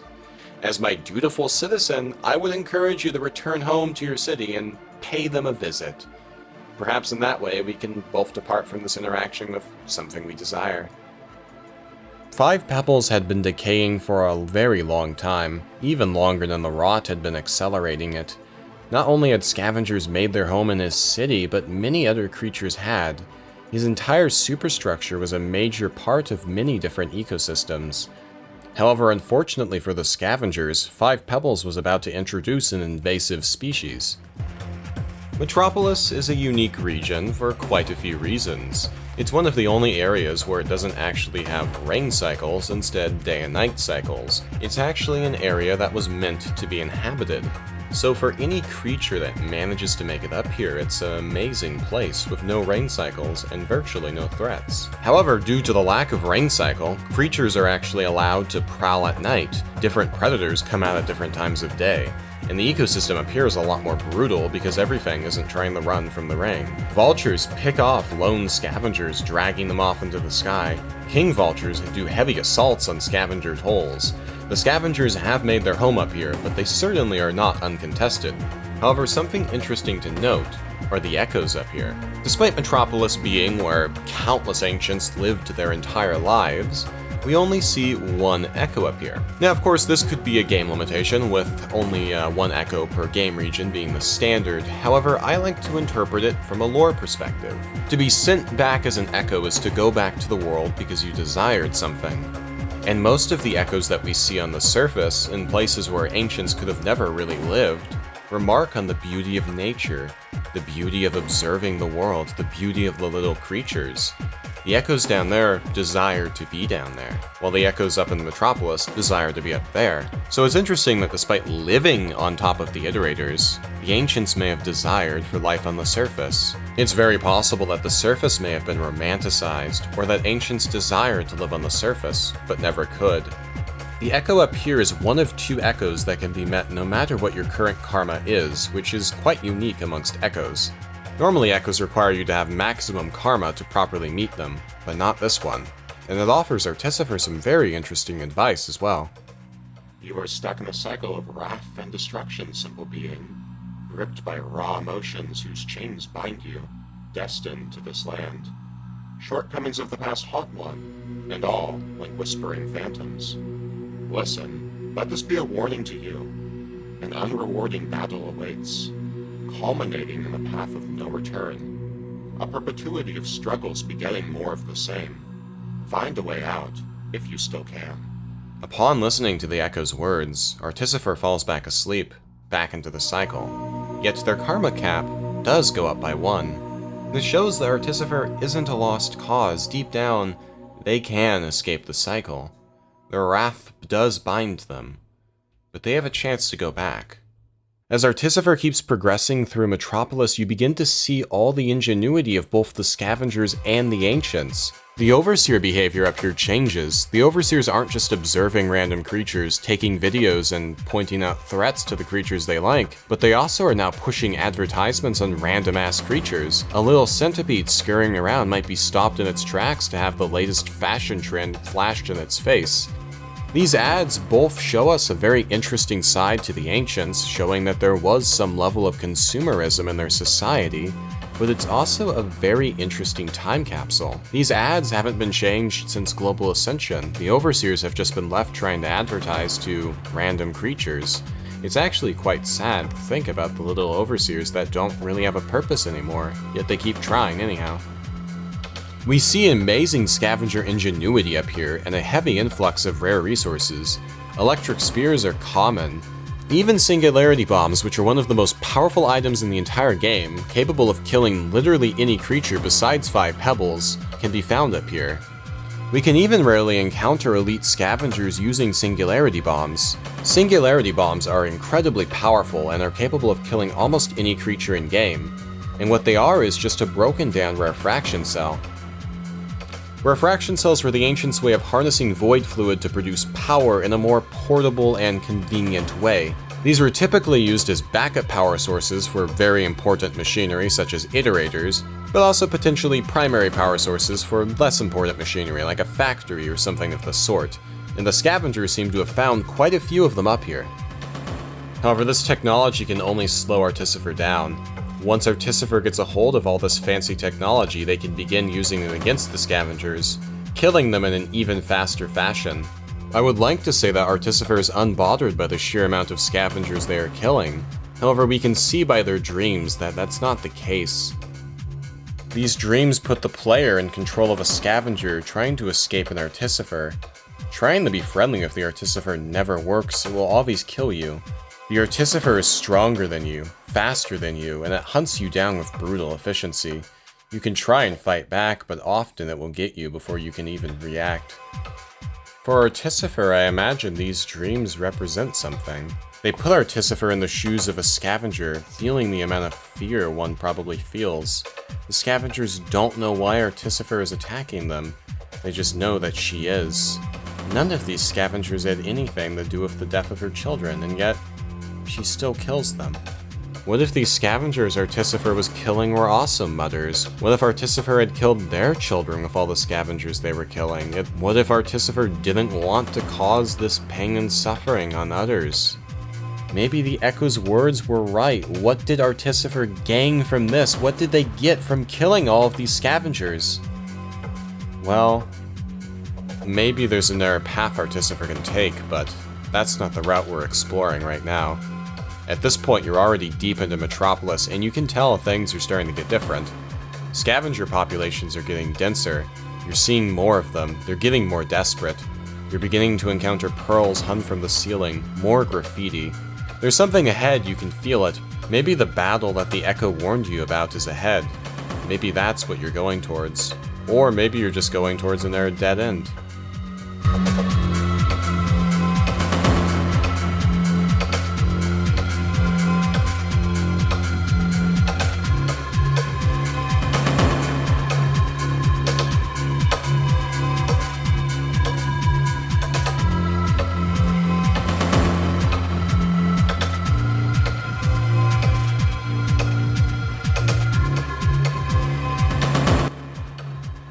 Adorned with pearls upon his makeshift throne, sat the King Scavenger, with a citizen ID drone just like yours. That's how the scavengers got in here. The chieftain had used their drone to let the other scavengers in. Five Pebbles had been forced to let the scavenger inside their facility, just like the little civilian they were. The chieftain scavenger gestures to the door, indicating that Artificer should leave, but they shouldn't fight. Their citizen ID drone flies around, pointing at Artificer, indicating danger. Scavengers who heard the commotion rush into the room to see what's going on, yet they don't attack. Your attack on the chieftain scavenger isn't just an assault, it's your attempt to take the throne.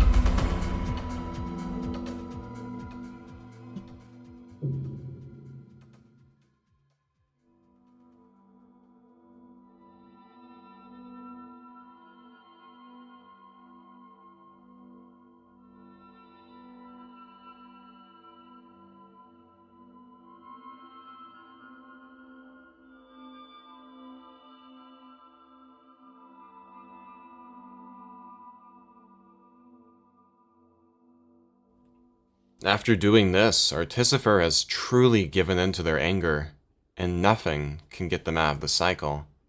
Their chance to ascend is gone forever, and they're bound to the world. If you go back to Five Pebbles, well, your arrangement's over with him. The scavengers will likely flee Metropolis, and just like that, your campaign is over. To some, it may feel rewarding. You've spent the entire campaign struggling against scavengers, getting your ass brutally handed to you by them, but is this really it? Does the vengeance bring the player, or Artificer, any joy? However, this isn't the only ending. If you instead heed the Echo's warning and leave Metropolis, you can go on a journey. You can meet more Echoes, you can raise your karma. It won't be easy. The scavengers will constantly hunt you down, killing you and lowering your karma frequently. And you have to go through more hoops to actually meet the Echoes, but you can raise your karma. Eventually, Artificer meets the very last Echo, and, presumably, reaches full karma. Except, no matter how many Echoes you meet, your karma can never truly reach maximum. Artificer can give up their violent ways, and can try to ascend, but deep down, something binds them. There is no way for them to truly ascend, however they can sure try. You can try and go deep into the earth to meet the Void Sea, going down old void fluid drill bores, but the Guardians prevent you. They cast you aside, and if you repeatedly try and get through, they will eventually just kill you.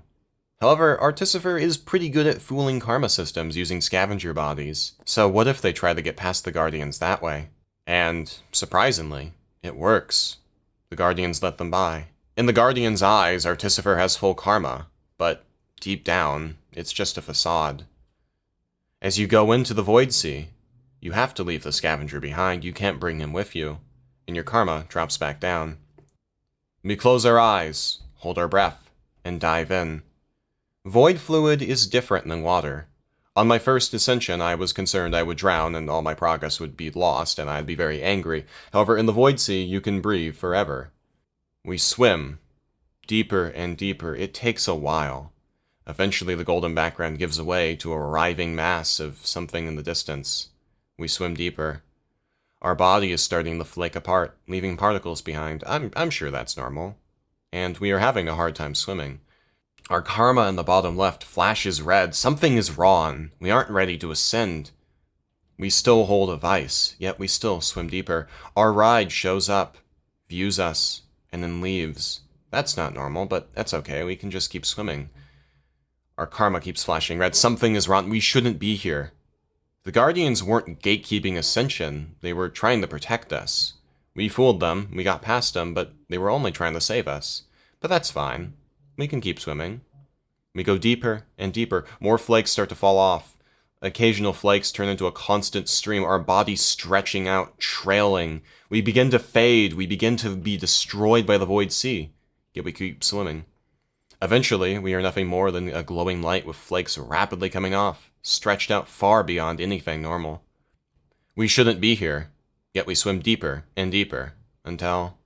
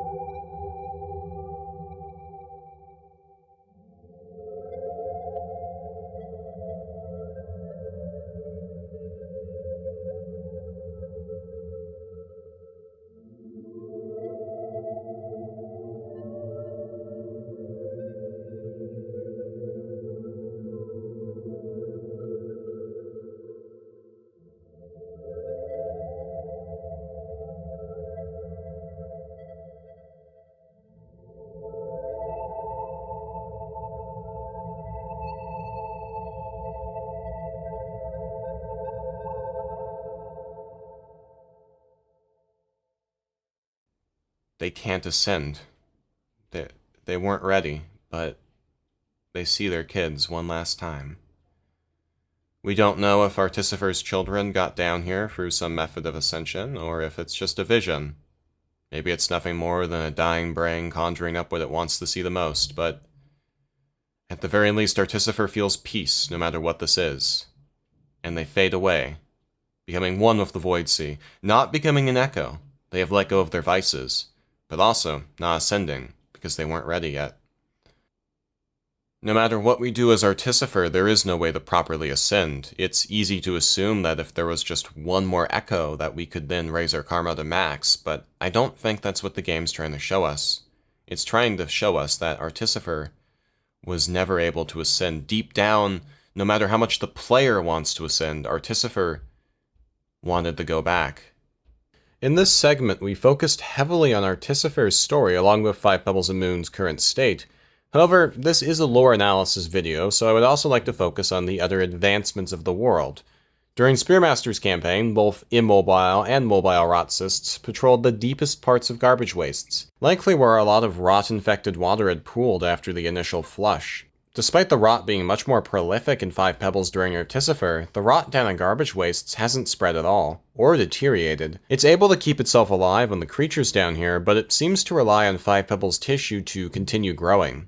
As cancer cells can keep reproducing without the host as long as they are provided nutrients, however the rot seems to need Five Pebbles tissue to infect in order to keep spreading, which spells a pretty bad fate for Five Pebbles. Cancer kills animals by hoarding nutrients and taking valuable resources such as blood vessels away from healthy tissue, along with other methods. However, the rot seems to be killing Five Pebbles by slowly corrupting his tissue as opposed to hogging his resources. This makes a lot of sense for what the rot was originally going to be. It was going to be an organism that would react with his current tissue and change it, which is what the rot does, just not in the intended way. Additionally, the ecosystem has remained pretty stable from Spearmaster and Artificer. Rainworld's entire ecosystem is volatile, showcasing the world that the ancients left behind. They purposed all of these creatures for all sorts of reasons. The more charismatic fauna like the lizards likely just existed to be pretty in cages. Creatures like slugcats or vultures who aren't as pretty to look at likely served some form of purpose. However, now they're just left to riot in an ecosystem. The next campaign we play as is Hunter, and it comes after a decent time skip. Looks to the Moon has fully collapsed, and Shoreline has become, well, Shoreline. Now it's flooded with water, and many aquatic creatures call it their home. Five Pebbles' rot infection has gotten worse, but it's not substantial. During Artificer, 2 mobile rot cysts can be found, and during Hunter, 4 mobile rot cysts can be found inside of Five Pebbles. There is one slight issue, however, Looks to the Moon. It's important to realize that Looks to the Moon isn't a puppet inside of a large building. She is the building. An iterator is their superstructure. When an iterator splits in half and collapses, that's their entire brain falling apart. We don't know the exact mechanisms of Moon's collapse or her being knocked unconscious, but all we know is that she's been incapacitated at this point. However, as Hunter, our job is to help Looks to the Moon. We spawn in farm arrays, which is pretty close to the edge of the facility, with a green neuron and a green pearl. When the Hunter arrives in the facility, he only has 19 cycles left. This is something you'll notice when you play the campaign. Instead of the cycle count representing how long you've spent in the game, it now represents how long you have left to spend in the campaign. Once your cycle count reaches 0, the game doesn't end like you would expect. If you leave the game, it will cause your final score to be tallied up and the run to end right there. However, if you keep playing, some interesting effects begin to happen on your screen. Your vision flashes red, the screen starts shaking, you begin to have seizures and collapse, your cycles begin to count into the negatives, and eventually, you will fail and you will die. And when you die, your final score is tallied. But what happens to the Hunter? What is the issue? Well, in the base game of Rainworld, we don't know. We know that they're sick, and we know that they die, but what happened to them? Well, in the Gourmand campaign, if you have died in the previous playthrough as Hunter, in that room you died, you will encounter the Hunter Longlegs, a mobile rot cyst with the Hunter's body hanging from it. Is the Hunter even alive at this point? We don't know, but the rot cyst is, and the rot cyst hungers.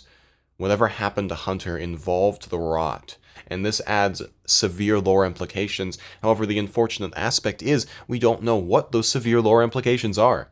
We don't know what it means that Hunter becomes one with rot. We don't understand any part of it. We know that Hunter came from no significant harassment, but why would no significant harassment give him the rot? How could no significant harassment even give him the rot? We know that the rot is not only mentioned to be something that exists and is known as a disease, but that Moon has it on catalog. But is it just that common that it can be given to a slugcat? What is the purpose of giving a messenger the rot? Was it a mistake? The only explanation for the hunter's rot is entirely fan-driven. Maybe Five Pebbles infected the hunter with the rot when you tried to help him and extend his cycles. We do know the hunter was sick, but maybe he was sick with something else, and when the hunter died, he became a rot cyst. Going on a place like Reddit, you can see a lot of different theories on why the hunter developed the rot, but there is no canon explanation. It is very weird for Rainworld, because typically there's at least some form of hint, but for the hunter, this is just a mystery. Typically when you're playing hunter, there really isn't a reason to go inside of Five Pebbles, unless you want to take advantage of the fact that the cycle never ends inside of there. If you do go inside, you'll see that the rot has progressed, however it isn't too bad, and most of his systems are relatively rot-free. Meeting Five Pebbles and showing him our neuron grants this dialogue. Let us see what you have here. 16. 16 slag reset keys. I've seen several before, but 1 or 2 will be useful. However, it seems this delivery was not intended for me. Everything suggests it was tailored for the specific predicament of a friend of mine. Her name is Looks to the Moon, and her state is considerably worse than mine. She's a short distance to the east of here, much shorter than customary, a circumstance that has led to some difficulties between us. I am not without responsibility for her situation. It would be only suiting that I aided in this rescue mission. As other endeavors haven't proven futile, I'm not ashamed to admit I've become more invested in day-to-day matters. I will do what I can to assist you. Unless you are aware, you are not well. I was not a medical facility even when the equipment was functioning, but I will attempt to buy you a little time. You do not have much time left, little creature. It's admirable what you choose to do with it. Send my regards. Five Pebbles will grant us an extra 5 cycles, extending our ability to keep going, and leave us there. However, if we visit Five Pebbles after getting rid of the green neuron, either by giving it to Moon or losing it, Five Pebbles changes his tune. You seem to have been in contact with an iterator before, so perhaps you're already unaware. You and I have something in common, little creature. We both have something unfortunate growing in us. In my case, there is not much to be done. For you, however, there might be a way. The old path. Go to the west past the farm arrays, and then down into the earth where the land fissures, as deep as you can reach, where the ancients built their temples and danced their silly rituals. I will give you something that might be of help. I suggest you hurry. The old path Five Pebbles is referring to is of course Ascension, however it's not the modernized version of Ascension. Instead, one goes to the Void Sea itself and dives deep in order to ascend. The fact that going to the actual Void Sea is considered an alternative path to modern Ascension brings up a pretty good question. What about the Void Sea makes Ascension different? Well, that's likely the Void Worms. The Void Worms are these massive creatures that populate the Void Sea. They don't seem to really be of any logic or rhyme or reason, they just live down here. We know when someone goes to ascend, the Void Worms typically assist them. Unless of course you're Artificer, in which case they deem you as unworthy. Well, it's likely that this form of ascension doesn't deviate that much in terms of the final result from more modern ascension methods. You definitely see the full picture of ascension when you ascend this way. If the hunter manages to make it to Looks to the Moon, they will begin to see a place that's a lot different than what we saw with the previous Slugcats. First of all, it's pretty ruined. As we swim across the shoreline, eventually we can get to Looks to the Moon structure, on the ground now. Once we crawl through all the machinery, eventually we do get to Looks to the Moon, but she's in a dire state. Her chamber is destroyed, and she's just laying there. We don't understand the ramifications of the cycle. We don't know if she's alive inside, but we know her puppet is just limp.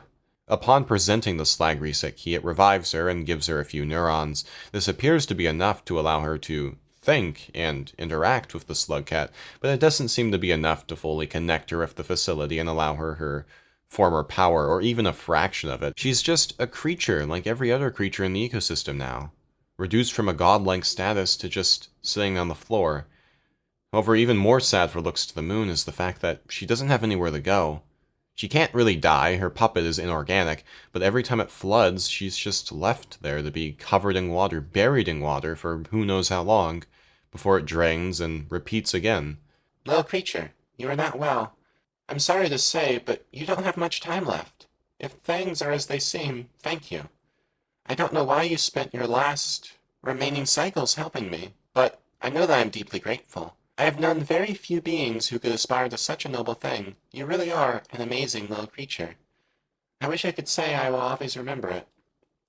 Little friend, perhaps you already know this, and I don't know what the consolation it might bring, but you will wake right back up again. If Hunter managed to also bring the pearl with them and present it to Moon, we get an insight of no significant harassment's motives. Triple affirmative. Triple affirmative. In all seriousness, though, I know there's barely any range from your can, so I figured a little support might be in order. Wasn't that easy to see, of course, with 5 Pebbles', shall we say, healthy output. Enjoy the slag keys. Excuse the unorthodox delivery method, equipment eroding, etc., etc. Be well. Oh, I see now. Again, thank you, little friend. Actually getting to Looks to the Moon in 19 in-game cycles is incredibly hard. It's relatively easy if you know what you're doing and there were no karma gates to properly cross every single region and get to Looks to the Moon in about 3 or 4 cycles, maybe less if you're very experienced. However, for the normal player, there are of course issues. 1 are karma gates, and 2 are the predators and your general lifestyle. You can't slink off into the corner and eat fruits and avoid predators. You have to go in head-on-head encounters with them to actually eat. Because of this, you are likely dying a lot, plus Hunter has to go through some very parkour-intensive areas, such as Sky Islands, where falling off of a cliff is relatively common. Every time you die, of course, sends you back 1 karma, which means if you need to get through a karma gate with 3 karma required, every time you die, you have to grind 1 more cycle to get back through that gate. This leads to the karma grind death loop, where you end up stuck constantly trying to get through a gate. You die once, you have to waste 1 more cycle, and because of this you can burn through many cycles and usually die well before you meet Looks to the Moon. If you do manage to meet Looks to the Moon, it's even harder to then turn around and ascend. However, with enough determination and skill, the Hunter can make it to the Void Sea, and finally attempt to escape their cycles and their disease. When we see Hunter ascend, we see a slugcat who has let go of the natural urges, a slugcat who's reached max enlightenment and is ready to ascend. Unlike Artificer, as they swim down, they remain intact, and eventually they're met with no significant harassment. And just like that, the campaign's over. After the Hunter campaign, our next campaign is the Gourmand campaign. Using 5 Pebbles' rot progression as a time scale, this is probably pretty close to Hunter, just like Hunter is probably pretty close to Artificer, and Artificer is probably relatively close to Spearmaster. The rot has progressed a bit more, going from 4 mobile rot cysts to 6. The population of apex predators such as red centipedes and king vultures has dipped a bit, but for the most part the ecosystem is stable. And the Gourmand is an interesting character, because they enter us into the trio of very non-lore relevant slugcats: Gourmand, Survivor, and Monk. Previously, we've played as couriers and messengers, eager to get their message to the iterators to save 5 Pebbles and Moon, or a bloodthirsty, vengeful, and depressed mother who's eager to rip and tear through the local population of scavengers. Gourmand isn't dedicated to a natural urge like Artificer, but he just has no will to let go of them either. He's content being alive. And he's one of the few characters that really doesn't want to ascend, just like Spearmaster. Something to note that you can encounter during the Gourmand campaign, and something you can encounter after beating his campaign in other campaigns, is slug pups. Slug pups are these little baby slugcats that can be found wandering around the facility occasionally. Rarely they can be found in Pebbles' rot-ridden exterior, but more commonly they can be found in places like Pipe Yard, Shaded Citadel, or Subterranean. These little guys likely got separated by their family somehow, likely due to 5 Pebbles' increased rainflow, pushing creatures inside of his water intake system. Now I think it's very important to put this out first about the Gourmand campaign. Gourmand's entire campaign isn't actually real, in the sense one may think. Every other campaign, for intents and purposes, is the story of that slugcat. How you play affects the story, but the overall story and the mechanics of that slugcat are the reality of it. However, Gourmand is simply just a tall tale told by slug pups. When we beat his campaign, we can see it's just a bunch of slug pups telling a story. We know that Gourmand did exist due to his actions actually having real ramifications on the world in later campaigns, but it's very likely that many of his abilities were overstated and far-fetched. For example, Gourmand is fat, but he's able to jump on top of lizards and vultures from high heights and crush them. While this is funny, if one of the incredibly fat and heavy green or caramel lizards that even vultures can't carry off could land on top of something without hurting it, then I think Gourmand isn't going to be really doing much.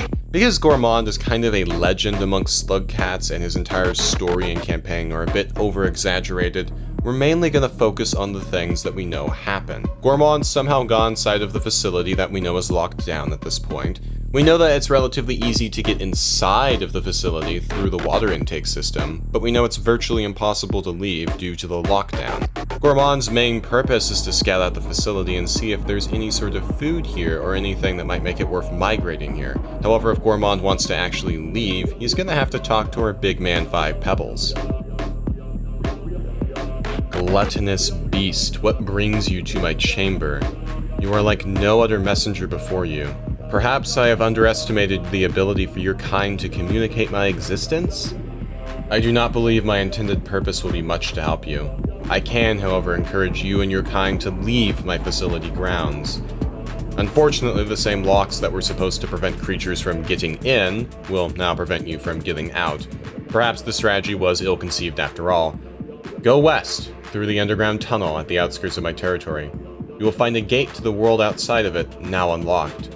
In return, I ask that you encourage your community, through whatever method of communication you choose to employ, to also go west, off into the wastes below, far away from me and my work. After this, every single exterior gate to the facility is now unlocked, allowing creatures to finally pass in and out of his facility. This choice by 5 Pebbles has certain ramifications on the ecosystem. Certain creatures will begin to diminish inside the facility as they begin to leave and find better hunting grounds. And new creatures end up inside of the facility and begin blooming in population. As you leave 5 Pebbles' facility, you enter a very industrial area, full of trains and loading bays. We know that railways were very important to the ancients, as they could easily be automated and be used to ship stuff all over the facility and beyond. All of the trains are suspended in time hanging here. If you remember earlier in the video when I mentioned that the ancients ordered all transport to stop, this is what it meant. Most of the railways have now collapsed, there's trains laying on the ground, but some still remain in the air. You keep progressing, and as you go on, it begins to change. The train yards are all modern-day iterator infrastructure, but as we go further, we find older and older infrastructure. Buildings that are still enhanced in a way where the rain won't collapse them, but are much inferior to the modern-day systems. Old shelter designs, old buildings, old palaces. As we go further, the ancients' buildings give way to metal twisted and mixed with the mud and plants.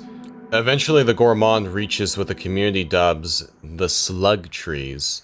These trees are the home to many slug cats, and it seems to be their preferred habitat outside of the facility. Something you notice while playing the game is there is a lot of plant life, but there aren't any trees. The facility is too barren, too full of metal blotting out the sky, the ground isn't open for it. No tree can truly live here. There are some small ones, but nothing as big and grand as the slug tree. As you go further, you begin to encounter other slug cats, which is the first and only time we get to see these slug cat NPCs in the entire game. When Gourmand gets to the slug tree of all the slug cats, he shows off all the fancy food he found, and he leads them on a migration.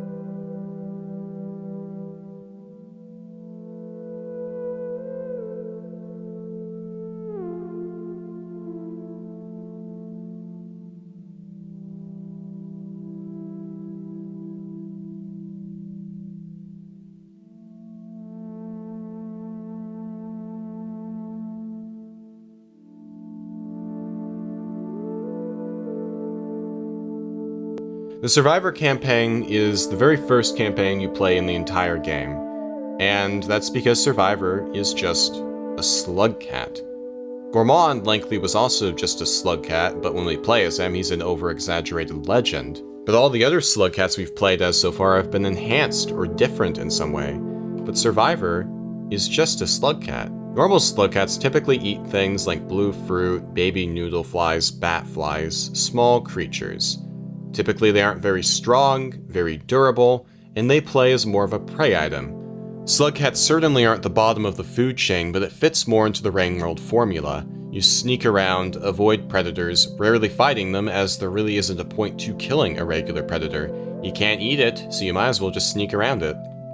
Now, I'm not going to get too in-depth about the Survivor campaign, because the Survivor campaign is mostly just the Rainworld experience. As the Survivor, when we start our campaign, an Overseer actually notices us and takes interest in us. We can tell based off the color of this Overseer, it's one of Looks to the Moon's, and for some reason, it helps us.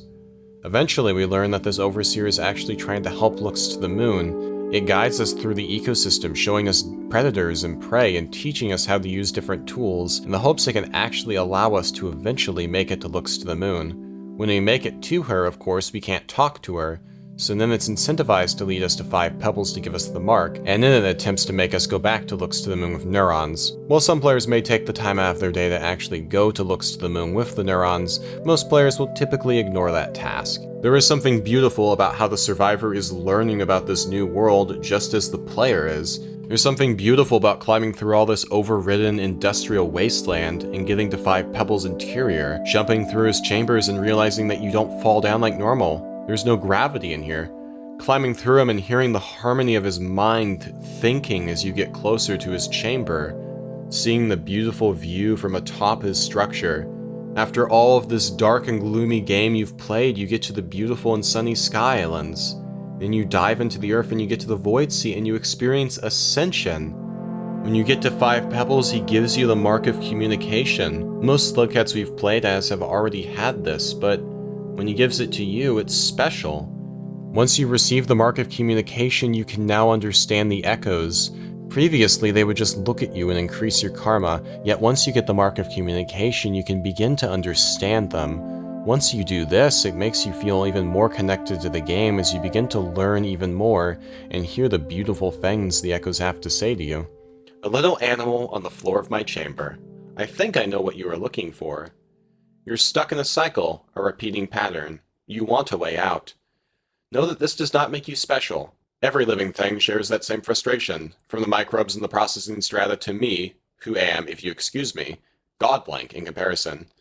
The good news first. In a way, I am what you're searching for. Me and my kind have as our purpose to solve that very oscillating claustrophobia in the chest of you and countless others. A strange charity. You, the annoying recipient. I, the reluctant gift. The noble benefactors? Gone. The bad news is that no definitive solution has been found, and every moment the equipment erodes to a new state of decay. I can't help you collectively or individually. I can't even help myself. For you, though, there is a narrow way. The old path. Go west past the farm arrays and then down into the earth where the land fissures, as deep as you can reach, where the ancients built their temples and danced their silly rituals.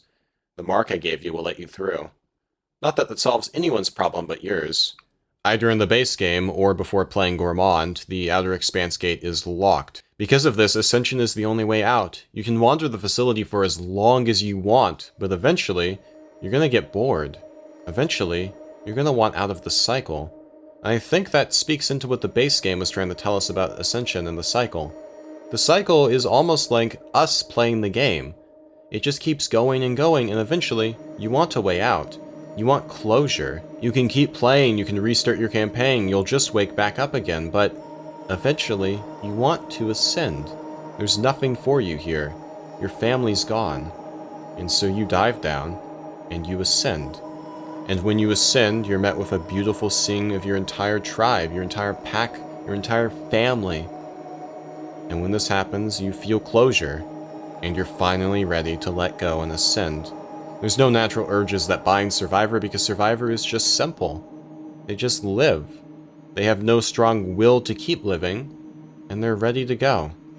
However, if you did beat the Gourmand campaign and you decide to go to Outer Expanse and go back to the Slug Tree, one may expect you would find your family here. However, you don't. The Slug Tree is empty. I believe that the reason the Slug Tree is empty is because Gourmand migrated all the other slugcats away. But the worst part is, Survivor had no idea. Now this is a bit of a theory crafting situation, but hear me out. So we know that the Gourmand campaign and the Survivor campaign take place directly adjacent to each other. We know this because the Outer Expanse Gate is unlocked, and Survivor's the first campaign where it is unlocked. We know, based on 5 Pebbles' rot progression, that the Survivor campaign and the Gourmand campaign take place almost immediately adjacent to each other, which may lead one to believe that Survivor's cutscene takes place after the Gourmand campaign. However, notice how Survivor is a baby in this cutscene. We know what an adult slugcat looks like. During the campaign, Survivor is an adult slugcat. However, during this cutscene, they're merely a child.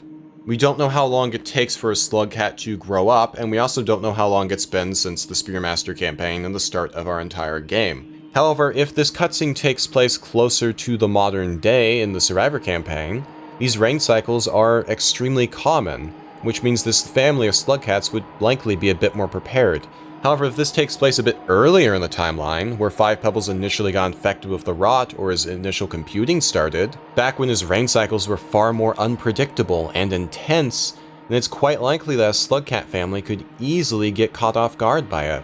What I'm trying to get at here is that Survivor's family lost him way before Gourmand entered the facility, likely before Artificer. It's possible that Gourmand entered 5 Pebbles' facility because slugcats kept ending up inside of there, and he wanted to figure out what was going on. And you're probably wondering why I'm telling you all this. And it's because Survivor likely got separated from their family well before Gourmand. And when they get to the slug tree, they have no idea why there's nobody there. However, what makes this campaign even sadder is the following one. The Monk campaign. Now, I will admit, I have never played the Monk campaign. I have played every other campaign many times, never had interest in playing the Monk campaign. And the reason why is because Monk just has a higher reputation with all the creatures in the game, which makes him a little bit less likely to be murdered, and he's more of an easy mode for the game. I would also like to point out that around the Survivor and Monk campaign, a lot of apex predators have mostly died off now, and there's very few of them. Things like king vultures and red centipedes are highly uncommon. Monk's starting cutscene starts right where the Survivors ended. Right when Survivor jumps off, Monk jumps down in an attempt to help Survivor, chasing after them. We don't know the specifics of Monk following Survivor, but we know throughout the entire campaign, occasionally they can come across shelters with this little Survivor ghost thing. Potentially memories or smells or something leading Monk to Survivor. Survivor's entire campaign is spent trying to find their family, realizing that they're either stuck in the facility or that their family isn't there anymore, so that they should either start their own family or ascend. However, Monk is trying to find Survivor and reunite with their brother. The Monk campaign follows a similar format to the Survivor campaign as they start out in similar areas. Monk is following Survivor's trail, and the entire campaign is pretty bittersweet. I am growing increasingly impatient with the traffic of your kind through my premises. During previous interactions, I have been rewarded with no other response than a blank stare, yet you apparently have sufficient ability for communication to circulate complex instructions on how to enter this chamber amongst each other. You and your kind have the same problem as everyone else, from the microbes in the processing strata to me, who am, if you excuse me, godlike in comparison. We all want a way out. It's only unfortunate that you have collectively decided on me as your solution to that very elemental desire. The last one I gave some help to in some general directions. I will do the same for you. Go west past the farm arrays, where the land fissures, go down into the earth, and search your way deeper. Now in return, I ask you to use whatever grunts, moans, and eye twitches you employ to forward a message to your community. Please stop scratching your way through my memory arrays. Monk also has one of the overseers that Survivor has. However, canonically, Monk actually listened to this one. When we traverse for 5 Pebbles, the overseer will point at the neurons inside of him, gesturing that we should take one. Then he will attempt to lead the slugcat back to Looks to the Moon, in an attempt to get her some help. You got these at 5 Pebbles? Thank you so much. I'm sure he won't mind. Or, actually, I'm sure he would, but he has so many of these. It doesn't seem to do him any difference. For me, though, it does. Thank you, little creature. After all this time, a lifeline. Thank you. I'll never feel the power I once had, but this is something to sustain an old soul. I could read a bit of 5 Pebbles in this neuron before formatting it. A ghost left from his processing routines. Erratic? Pulse. I wonder what that means. I can read a bit of 5 pebbles in this neuron before formatting it. His condition has severely deteriorated since the last I heard of him. The frustration he feels is profound, and that angst has seeped into every part of him, every neuron. We were supposed to help everyone, you know, everything. That was our purpose, a great gift to the lesser beings of the world. When facing an inability to do so, we all reacted differently, many with madness. Some out there may still be trying. Communications have been bad for a long time, and by now I suspect most of us are isolated like me, or connected only in small groups. But even back when we were all more or less connected, there were those who reacted to their task with anger. I can only imagine they are angrier now, alone in their cans, left only with their insatiable drive. But to be honest, I don't know how many of us are still alive at this point. Additionally, looks to the moon's facility isn't entirely sealed off. We aren't locked away to just her chamber. If you go to the right part of shoreline, dive down deep enough, you can find an old gate inside of her, submerged and buried in rubble. Going inside will take us to submerged superstructure, her flooded interior. This place is pretty sad. We can see old memory arrays that are now full of plant life and creatures. The top half of her facility is still above the waterline. We can encounter memory arrays full of plants and creatures. There are many different parts of her that can be explored, however, there is something to find out here. An old rag hanging from a pole. Surprisingly, as the slug cat, we can actually drape this rag over us, and it resembles a cloak. Bringing it to Looks to the Moon, she's grateful. She lost her orange cloak in her collapse, but now you've given her something. Something that reminds her of it. Something that brings comfort despite her situation. It's very soggy. This appears to be a tattered piece of fabric. From what it used to be a piece of, I couldn't be able to trace its origin. If it were in better condition, it might be useful to provide you some protection from the elements. In its current state, however, I don't suppose it has much worth to you. Unless, perhaps, did you bring this as a gift for me? In that case, let me just... There! How does that look? I think it actually fits quite well. Thank you, little creature. Something I've neglected to mention is Looks to the Moon will read pearls for you if you bring them to her. 5 Pebbles only reads pearls for Artificer, however Moon reads the pearls for every other slug cat. The dialogue changes from when she was operational, but for the most part it's the same. Moon will often focus on entirely different subjects within the pearl, and have different interpretations of it than Pebbles. Due to this, we get some very good lore between the two of them. However, just like Artificer hanging out with Pebbles, Monk doesn't have much they can do. It doesn't matter how many neurons Monk brings to Moon, Moon is still fully inoperable. Monk can help her keep her memories, but they can't do much else. And eventually, they have to live their life, and they have to leave. Monk can go to Ascend, as Pebbles also maxes out their karma for them, and if they ascend, they're met with their sibling, Survivor. This is where some of the trickery of the Void Sea is unknown.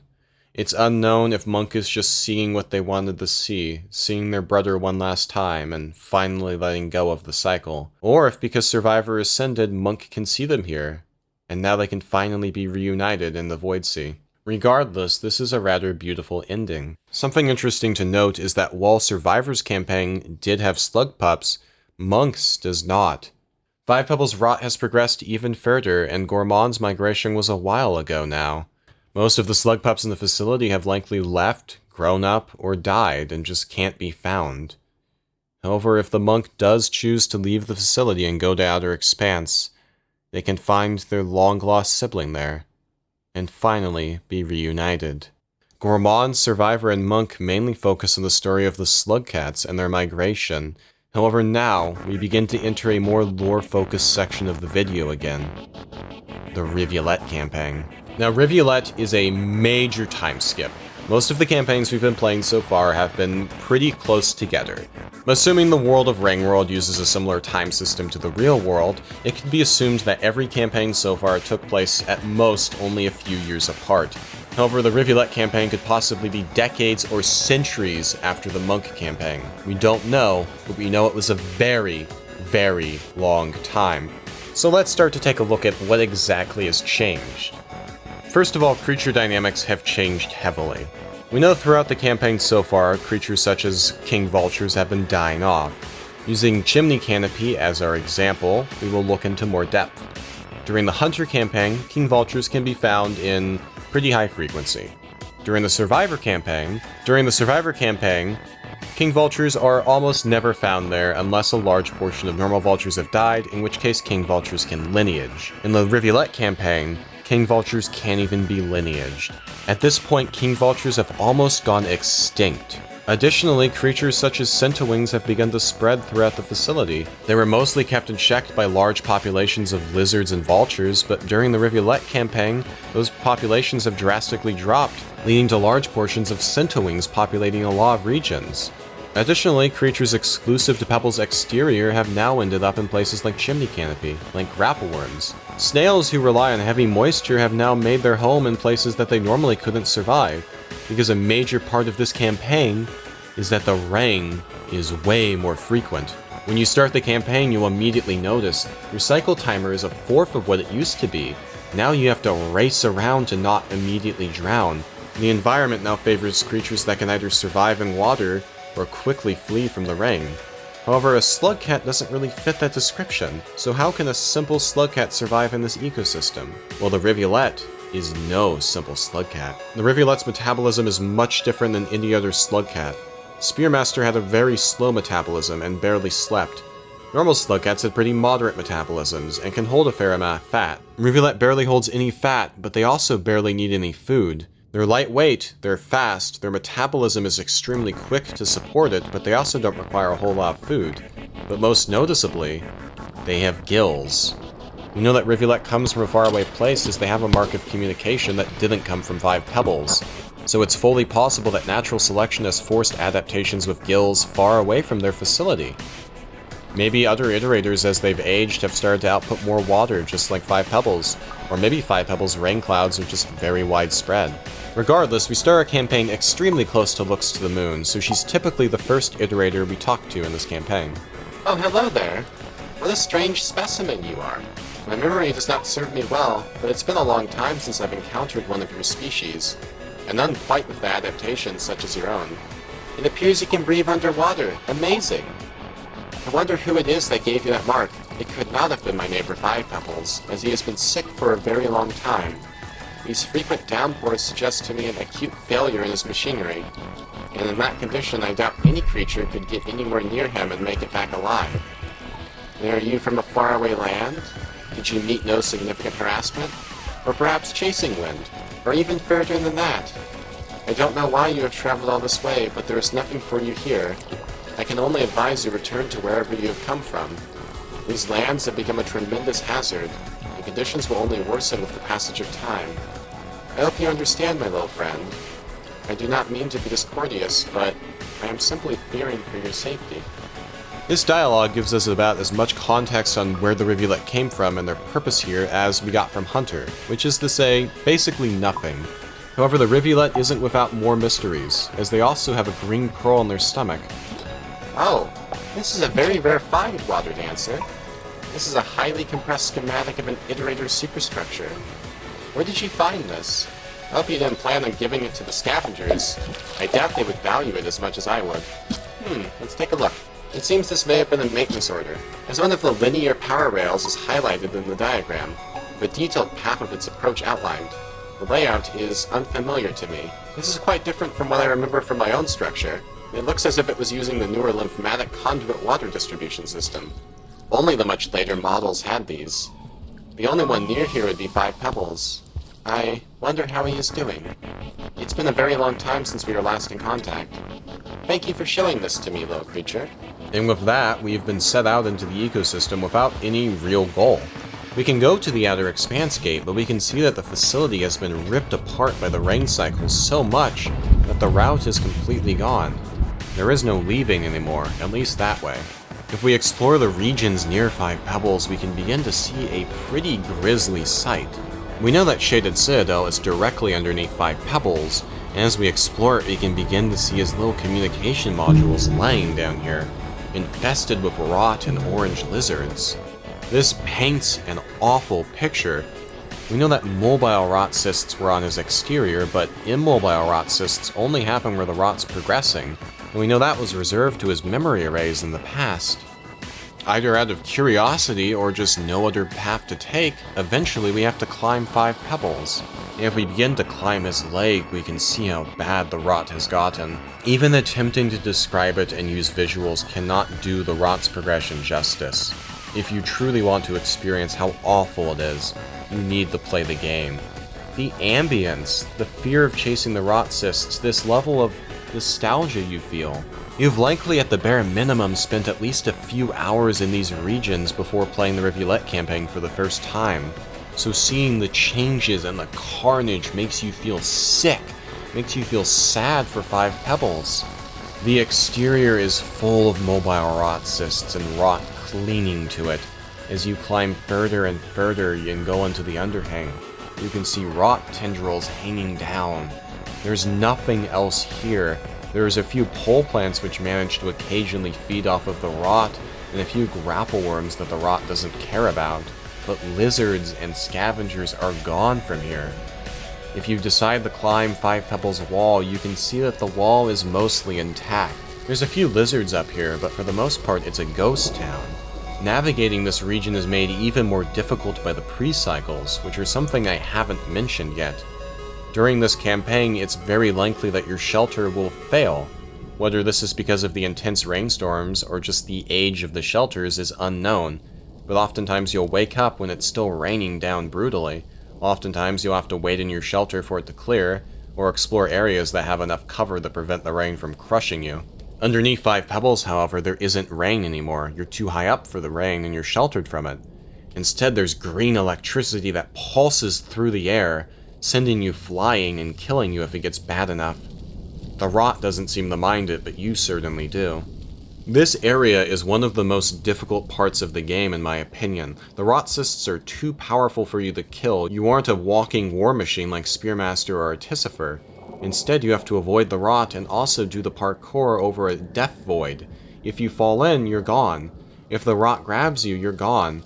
Other creatures like vultures and lizards will put you in their mouth and carry you off, but the rot just consumes you.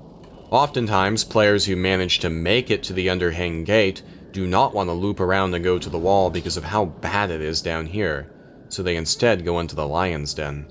At least inside of 5 Pebbles you can't die to parkour jumps. However, the moment you go through that gate, something is wrong. Red lights flicker, rot clings to the ceiling in places where it's never been, and the moment you enter 5 Pebbles, the region name comes up. You're no longer entering 5 Pebbles. You are entering the rot. As you climb through 5 Pebbles, you'll recognize old rooms, but they're twisted, they're sickly. The metal itself is broken and carved into these jagged spires. Rot clings to the walls. Rot patrols the corridors. The facility struggles. Anti-grav was normally a constant in all the non-rot-infected rooms. However, in rot-infected rooms, the gravity would fluctuate between on and off. Unfortunately, every single room has been infested with rot, so you're constantly going between floating and falling. You can encounter brother longlegs in here, which are what we could encounter in garbage waste for a pretty long time. They're rot cysts that have grown weak, that have fallen apart, that have existed for a very long time, and these exist in places where old daddy longlegs existed. New daddy longlegs are everywhere, but you can encounter something even worse. Mudder longlegs, the largest possible rot cyst that can be seen. Only one other mudder longlegs can be found in the game, and that is in the garbage wastes of Spearmaster when the initial rot infection was flushed. Back then, I imagine Pebbles flushing the mudder longlegs out was a victory. He was only left with the immobile rot cysts clinging to his walls, but now, he can't flush them out. His systems are breaking down and he's struggling. Those increased rain cycles, the increased wear and tear on the facility grounds, that's 5 Pebbles attempting to flush the infection out. It's the equivalent to your body putting on a fever. It's trying its best to rid itself of the infection, but at this point, Pebbles is far too gone. And this is one of my favorite parts of the game, because you aren't just climbing through a broken down building, you're climbing through a disease-ridden body that also happens to be a superstructure. You're climbing through someone who in the Artificer campaign was your friend. You're climbing through someone who may have been an asshole, but he didn't deserve this. He's so sickly. If you go to the top left of his facility, you will encounter rooms that are not that rot-infected. However, these rooms appear to be more mechanical than biological throughout all the campaigns. Electricity flows through these rooms, and Tesla coils spark to life. There's nothing for the rot to infect here, so it leaves it alone. If you go over to the right where the rot infection initially started, you can actually see the outside world. His structure is given away, and now there's nothing shielding his interior from the weather. Lightning sparks, rot cysts move, his structure is falling apart. There's segments of it where the entire ceiling is collapsed. His memory arrays, which once held all of his memories, are almost entirely trashed. It's a wonder that he can even hold memories anymore. Most of them have collapsed into each other. Neuron flies aren't actively targeted by the rot. The rot doesn't want to eat them, but they're very few and far between. It's almost sad to watch the gravity shut off in rooms with them, to watch them fall to the ground, to flap around before eventually it comes back on and they reluctantly lift into the sky and fly around again. It's sad. We don't know how much time it's been since Monk, but during Monk, 5 Pebbles was still in one piece. Now he's just broken. As we get closer and closer to 5 Pebbles' chamber, we begin to hear a somber song. That song is an old keepsake from long times past. It encodes a recording of a short hymn that was popular amongst the inhabitants of my city. It's a small comfort that helps drown out the solemn ambience of the surrounding facility, and at best gives some remembrance of better times. It's not much, but I don't have a lot to occupy my time with anymore. If we follow the noise, eventually we can encounter 5 Pebbles himself. We can see him sitting there on the floor, listening to his pearl. His chamber is broken. The rot has infected it, yet his puppet is fine. The rot doesn't care about his puppet isn't food. So he sits there, alone. Pebbles' rot has taken hold to a point where he's worse off than Moon. For the most part, he seems relatively sane. He hasn't lost his memories or his ability to think. He is still there. His facility is just broken down. If you make the choice to bring some of the pearls inside of 5 Pebbles' chamber to looks to the Moon, she comments on how broken and weird they are. This data on this one repeats itself many times with a number of redundancy checks in its place. The extent of integrity checking is rarely seen, except when pearls have been stored in highly contaminated environments where data corruption is likely. A common prayer mantra repeated 7,110 times. Each repetition has some slight random variations, which seem to have been written on later. The surface of this pearl is pristine, but the internal lattice is fractured beyond repair. Something must have gone terribly wrong in the process of writing data onto this. I can only imagine the irony of 5 Pebbles witnessing a slug cat of all creatures plop down on his chamber floor. Is this some kind of joke? I have seen your kind here many times before. To each I have paid little attention. I have given them direction and my wisdom. Yet here you stand, another small beast on the floor of my chamber. I have nothing to offer you that you do not already have. Nor am I in a state capable of doing so.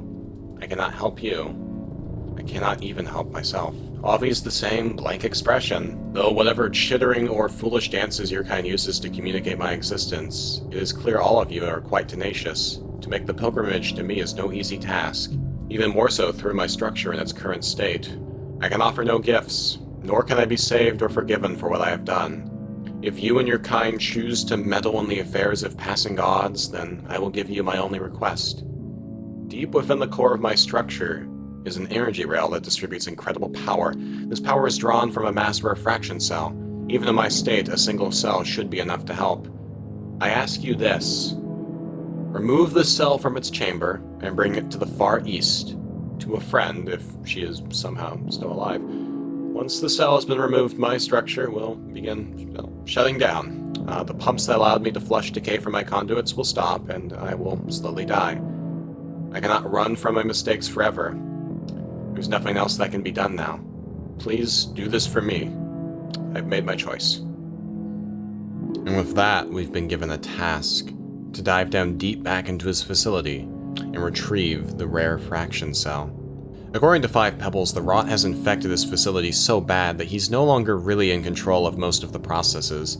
He's lost control of all of his facilities, and most of the processes going on are no longer under his own command or volition. Luckily for Rivulet, the refraction cell isn't down deep in the facility, it's relatively close to Five Pebbles' chamber. However, at this point, one of Five Pebbles' overseers jumps to your aid and attempts to guide you there. You have to navigate some more rot and actually find it, which can take a while.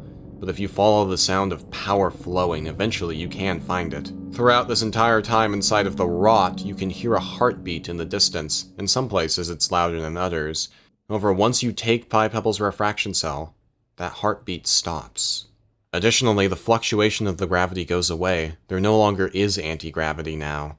The facility is finally laid to rest. Lights still flicker and the facility manages to hold some level of power, but that's likely some very internal backup generator attempting to keep the facility's most basic systems online. If we take the refraction cell back to Five Pebbles, he thanks us for taking it, wishes us luck, and says goodbye.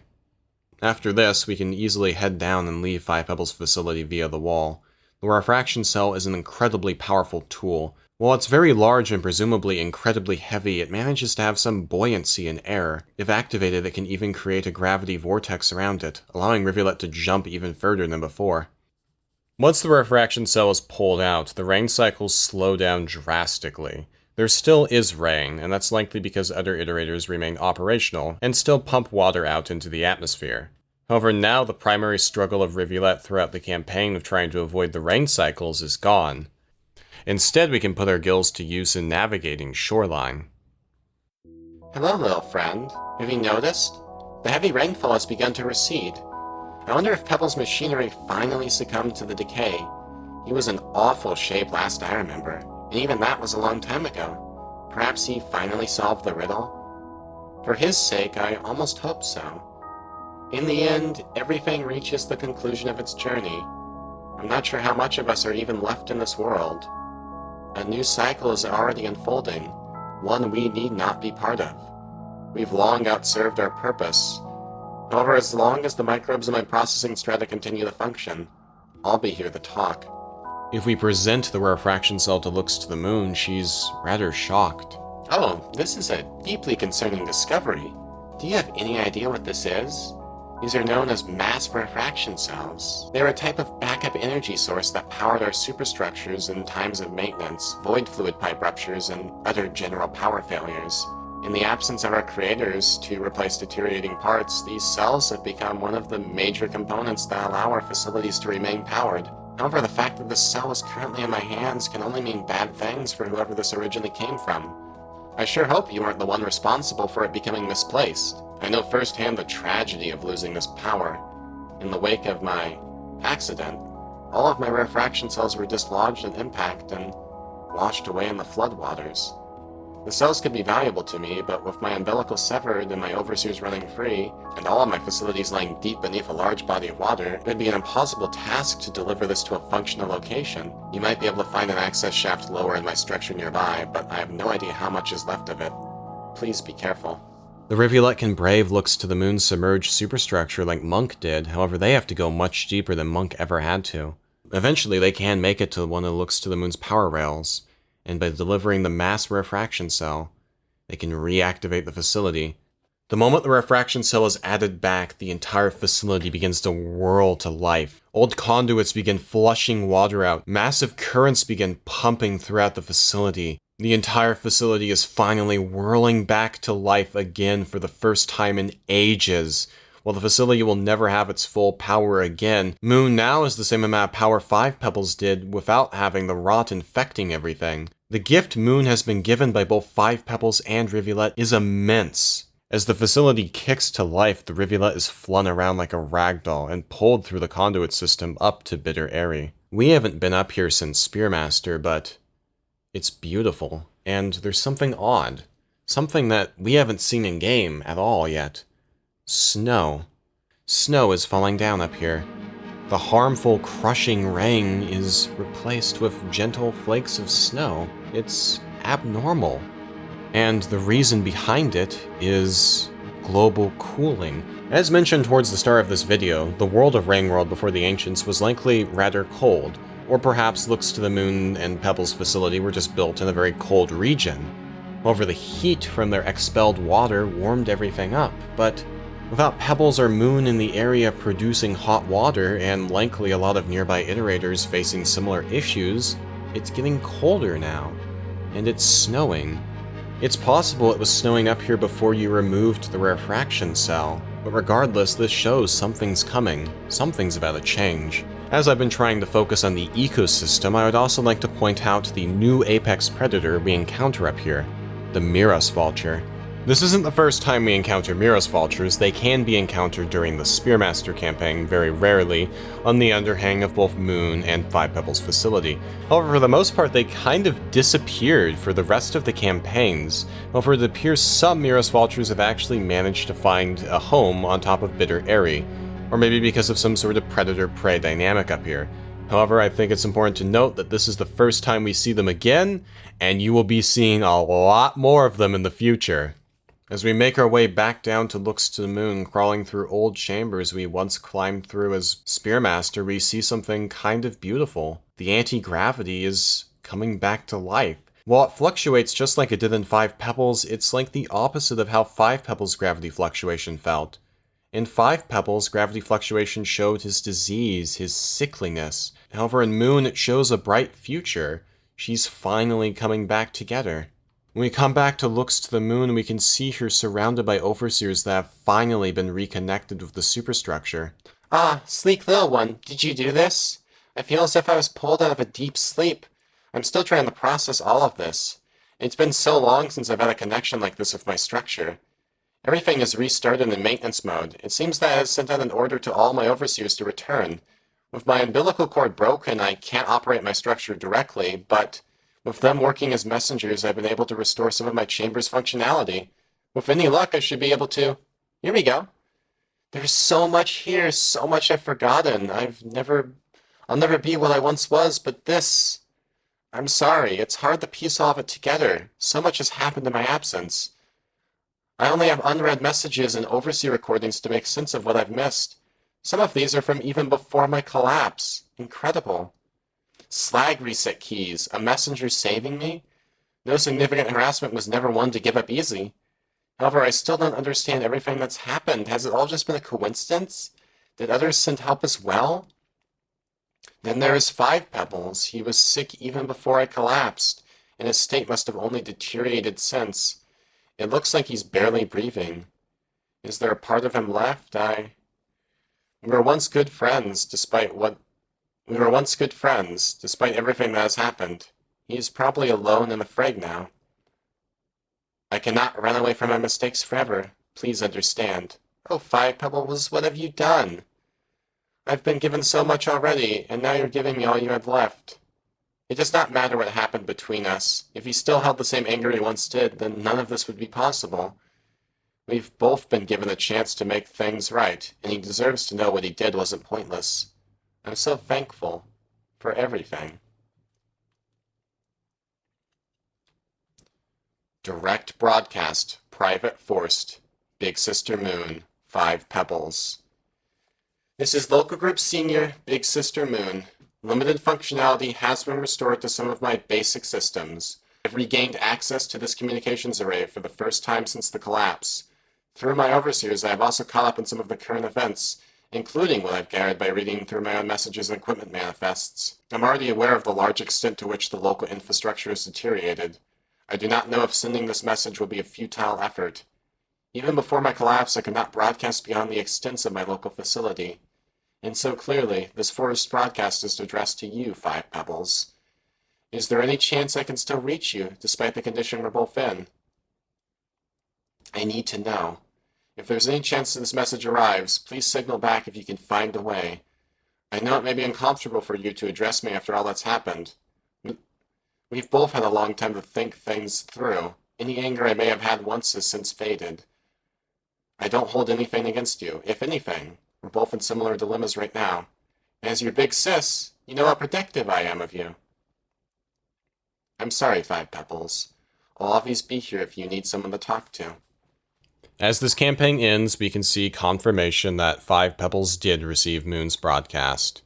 We can only assume that they spent the rest of time together hanging out, and they finally reconciled for Pebbles' past actions. However, we really don't get much more of a look into this, as the next campaign takes a massive time skip again. And that campaign is the Saint campaign. The very last campaign both in chronological order and in the game order. As we enter Saint, all we know is that it's been a very long time. Maybe the time frame was comparable to the time frame between Rivulet and Monk. Maybe the time frame was much shorter. Maybe it was much larger. We don't know, but we can guess based off of the world.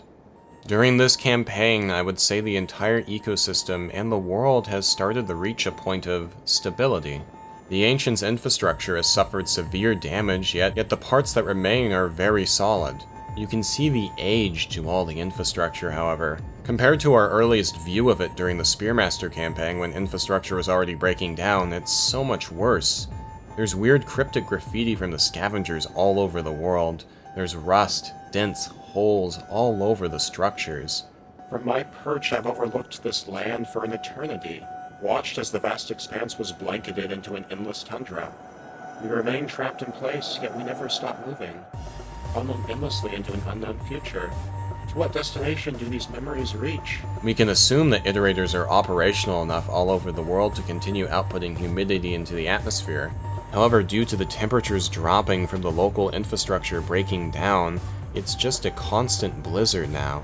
The strength of it will wax and wane, but there is no end to it. The old shelters still remain operational, but instead of protecting creatures from floods, they keep the cold out. I like to imagine that their weather seals against the water have long since decayed, yet merely being sheltered from the cold is enough for them to be useful in this new era. The ecosystem has drastically changed from previous campaigns. The most notable changes are, of course, green lizards being extinct now. As mentioned earlier in the video, green lizards' only advantage was the fact that normal vultures couldn't really prey upon them. However, now Miros birds have taken over the skies.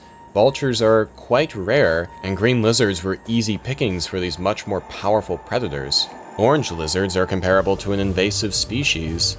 They were held back in certain regions, but as pebbles started to fall apart, they were introduced into new regions, and they spread like crazy. Additionally, lizards have now evolved horns. While we're unsure what evolutionary benefit having horns has, apparently the lizards find some use for them. And while the large green lizard was also outcompeted to the point of extinction, another situation occurred with the small blue lizard as a new lizard variant emerged and took over its ecological niche.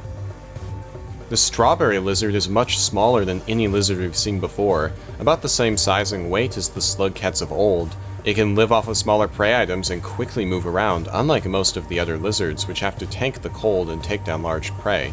Because of this, the strawberry lizard is preyed upon by every other lizard species, however it seems to get along just fine. Evolutionary change of this magnitude would take hundreds to thousands to tens of thousands of years. While the natural selection pressures would be pretty high on lizards to evolve into this new strawberry lizard, it still takes an incredible amount of time for evolution to take place, even with high mutation factors. It's possible, of course, that the strawberry lizard was somehow introduced into the ecosystem and already existed somewhere, but we also know that other lizards had enough time to evolve horns, which wouldn't take as long as a full new species emerging, but would still take an extremely long time. Because it's a video game, we obviously can't carbon date or get a very specific number, but we can still assume that it's been an outrageous amount of time, which means wherever Five Pebbles is, he's been alone for a very, very long time. The gameplay loop of Saint is similar to other slugcats. You have a certain amount of save time before you have to run. However, now your main fear is hypothermia. The amount of time you can withstand in the blizzard is much different depending on how much heat you have nearby, yet being drenched in water will drastically sap your heat. At the start of the Saint campaign, Saint only has 2 karma, locked out of the standard 5 karma similar to Artificer, except we don't know why Saint's locked out of his karma. All we know is that Saint is different from other slugcats. Unlike Artificer, who had to jump through hoops to meet echoes, Saint can meet them no matter what their karma is, making raising their karma quite an easy task. When they enter a region with an echo, their screen flashes indicating that they've reached attunement with it. listened as I have for many eons, 'tis true. Some of this swell cannot help but mirror back. Why is it? This long-forgotten place beckons me, drawn by a certain presence. The fields here are not as I remember. Too much has changed. But by forfeiting familiarities, perhaps something new is gained? Despite all this site has not yet revealed the entirety of its secrets. Perhaps that is the reason for my continued imprisonment. In the first few campaigns you play, you have an overseer gesturing the way you're supposed to go. As you keep playing, you're thrown into campaigns where there really isn't a goal, but you can just assume that you're supposed to meet the iterators and they'll tell you what you're supposed to do in the world. Using this mindset, we can only assume the path we're supposed to take. After all, we spawn in Sky Islands, which is a region notoriously close to 5 pebbles, so most players will typically try to head to 5 pebbles first. However, the gate leading the chimney canopy has a karma requirement far above your own, and unlike Artificer, you can't use the scavengers to bypass gates. Because of this, the Saint is forced through a weird route that players normally don't take. Something that really stuck with me when playing this campaign is the presence of sheer ice torrent. Now initially, this song may not seem that special, besides being an absolute banger. However, this song only plays when you go through certain rooms, and if you've noticed in previous campaigns, the rooms that triggered this song normally triggered a different song. Bioengineering. While this might seem like something small, I feel like it has very thematic purpose. In previous campaigns, we're exploring a world full of bioengineered organisms, a post-apocalyptic world that's still struggling to find balance after its most influential population disappeared. As many of the game's trailers state, we're in a broken ecosystem. However, in the Saint campaign, it feels different. The ecosystem doesn't feel broken, the creatures aren't avoiding rain cycles, it doesn't feel unnatural anymore. The ecosystem isn't relying on the iterator's structures, it's self-sufficient. The presence of sheer ice torrent showcases this change in the world. We're entering a new era. An era where the ancients' influences are slowly fading and one day will be forgotten, replaced by natural forces such as natural selection. Another aspect of the Saint campaign is all of the regions' names have changed. We have seen throughout this game that region names do change to represent a change in what the region's actually about. Looks to the Moon becomes Submerged Superstructure. 5 Pebbles becomes The Rot. However, as the ecosystem has begun to change and the environment has changed with it, the regions are no longer the same ones they were. Outskirts, one of the starting regions for many slugcats, is now Suburban Drifts. Sky Islands is now Windswept Spires, and every region has faced this change except one, Submerged Superstructure. If we manage to make it here, we'll notice that it's the same. The refraction cell we gave Moon has still held up, and it's kept this region warm and relatively the same as it was. We see an ecosystem full of creatures that normally don't exist outside of Submerged Superstructure, and we see different regions that have similar changes. Places like Undergrowth, the old drainage system, function as a time capsule just like Submerged Superstructure. The environment down here is much more hot and humid, just like the surface once was, so many of the creatures that have faced issues thriving in the snow can live down here peacefully. Do you see the same as me? Beauty continuing to bloom even in a place long forgotten. I did not have the will to depart, nor the desire. Why did they always search for an escape as if we were imprisoned? What offering from the void could possibly usurp the gift of life already given? This moment right here is where we are meant to be. During the Saint campaign, we also see something extremely unusual. The pearls are faded. The data on them has been destroyed from the sheer amount of weathering they have suffered. Only one pearl actively remains, and it's a pearl that's been written into so many times that it's received permanent damage. In the same way a computer monitor can etch, this pearl has had its data etched onto it forever. This pearl is written in plain text. How did you find this? On regards of the people of the congregation of... I'm sorry, little creature, I'm too amazed about the clarity of this data despite its age. At this point, it's safe to say that the text has been burned into the pearl's structure permanently. What a bizarre thing to have lasted all this time. I wonder how much of my creators will be remembered. Speaking of looks to the Moon, she's doing pretty well, all things considered. When we meet her, Her refraction cell continues to pump out power, and she continues to do minor computing tasks that she still can. Interestingly enough, the Saint manages to communicate with both iterators and echoes despite lacking a mark of communication. This is described as attunement by looks to the moon, which is very interesting. This indicates that the ability to perceive our creatures isn't just tied to a language understanding, but also can be achieved by some form of attunement with the cycle. You feel it too, don't you, strange one? We've only just met, but our perceptions will soon part ways. Go on, our cycles will meet again. Hello, you can understand me, can't you? What an unusual being you are. By what mechanisms have you achieved such attunement? It's been a while since I had a life form like you stumble into my chamber. While I'm relieved that some of your species has managed to persist even now, I don't envy your situation. Hopefully you can find an escape to your suffering. Oh, hello. Have you come back to see me again? You remind me of an old creature who used to come visit here often. The passage of time has taken them away, of course. That was a while ago. Stay as long as you'd like, but not too long. This chamber is not very well insulated from the cold. The Saint is a very strange slugcat, and it represents a lot of other elements of the ecosystem that we see in this campaign. For one, his biology is much different than any of the previous slugcats. He's hairy, he's insulated from the cold, and he also has a very long tongue. He's lost his ability to eat meat, preferring more of an herbivorous diet. The slugcat is far lighter than any of the other slugcats we've played as, and as such has lost the muscle mass many of them relied on to throw spears. During the Spearmaster campaign, I called Spearmaster a subversion of the Rainworld format, a predator amongst predators. However, Saint falls even deeper into the Rainworld format than Survivor could. While Survivor was able to fight back and kill predators if they wished to, the Saint is entirely unable to. The only tool at their disposal is their ability to run away. If we manage to make it to Chimney Canopy, where we often can cross to make it to Five Pebbles, we see one of the most ominous sights in the entire game.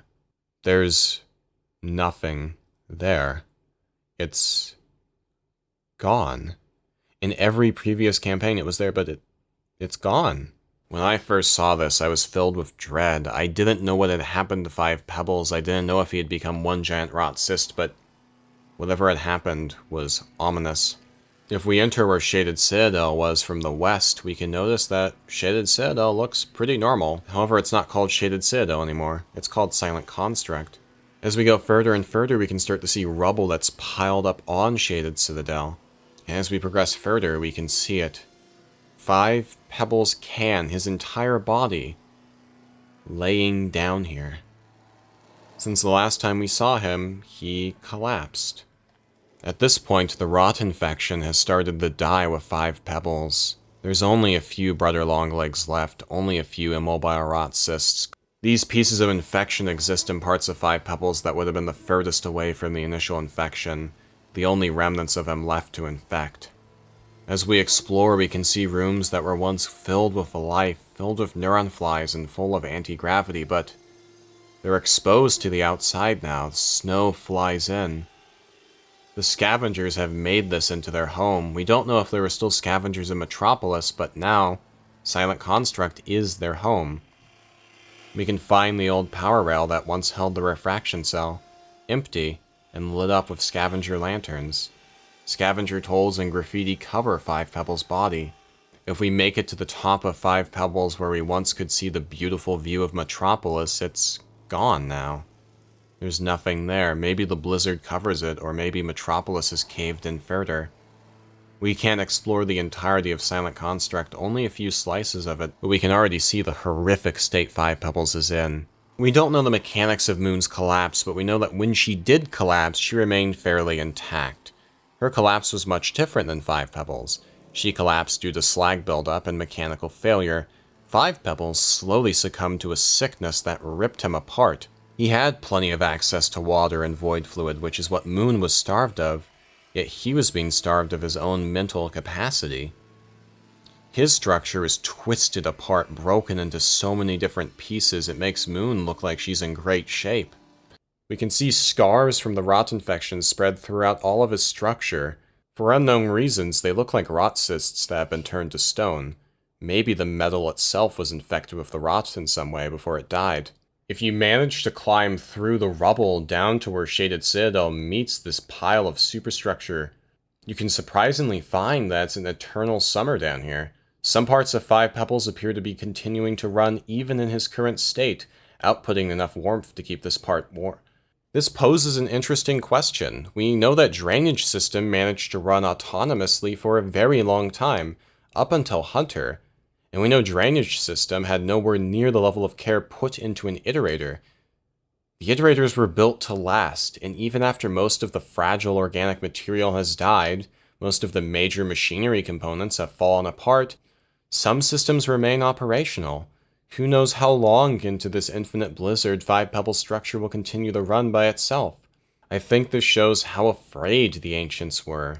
They were afraid that the iterators wouldn't be enough.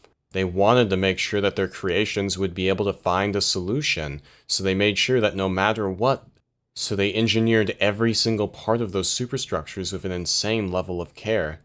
Yet it shows that even after all that effort, it still wasn't enough. Of course, Five Pebbles and Moon suffered a lot of structural damage that probably isn't very common, but based off of the constant winter, I imagine the other iterators aren't faring too much better themselves. About a year ago, I made a funny little meme video, and because of this one meme video, I was inspired to make this entire video. That meme video depicts Five Pebbles' slow decay, and I think this is a good time for me to show it off in this lore video, to truly show the horrors of what has happened to Five Pebbles. The apple! What?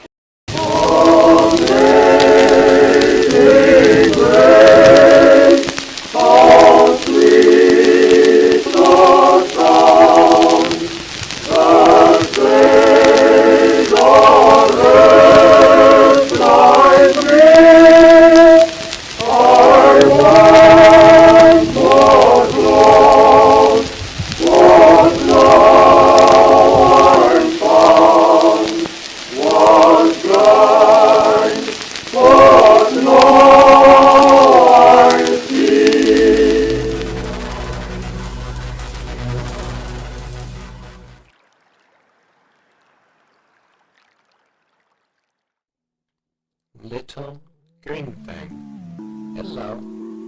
Nothing here. Nothing left.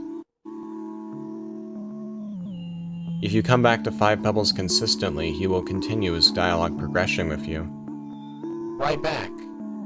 It is warmer today. Little green friend. Hello. Nice to see. Little visitor. Hello. Thank you for company. Even when Moon was barely active, she was still able to string together sentences. The microbes in her processing strata were able to keep her brain functioning to some degree. She had just lost connection to her greater facility and her overall processing power, in addition with her memories. However, Five Pebbles seems to have lost everything. There's something inside of the facility still working. As we explore the twisted metal, we can see computers occasionally spark to life. Lights flicker, warning lights come on and off. There's still something deep down powering him, and some of his structure seems to be working to some capacity. If you grab Five Pebbles' music pearl, the music stops, and he desperately yells at you. No, don't take. Give back. All I have.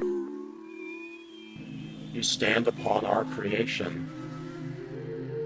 I toiled away until my final breath, as many of us did through countless generations.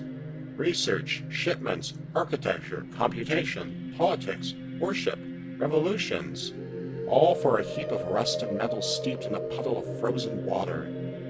I placed my faith in random gods. Now I must endure it to the end. He used to be a random god who would kill slugcats for standing in his chamber too long.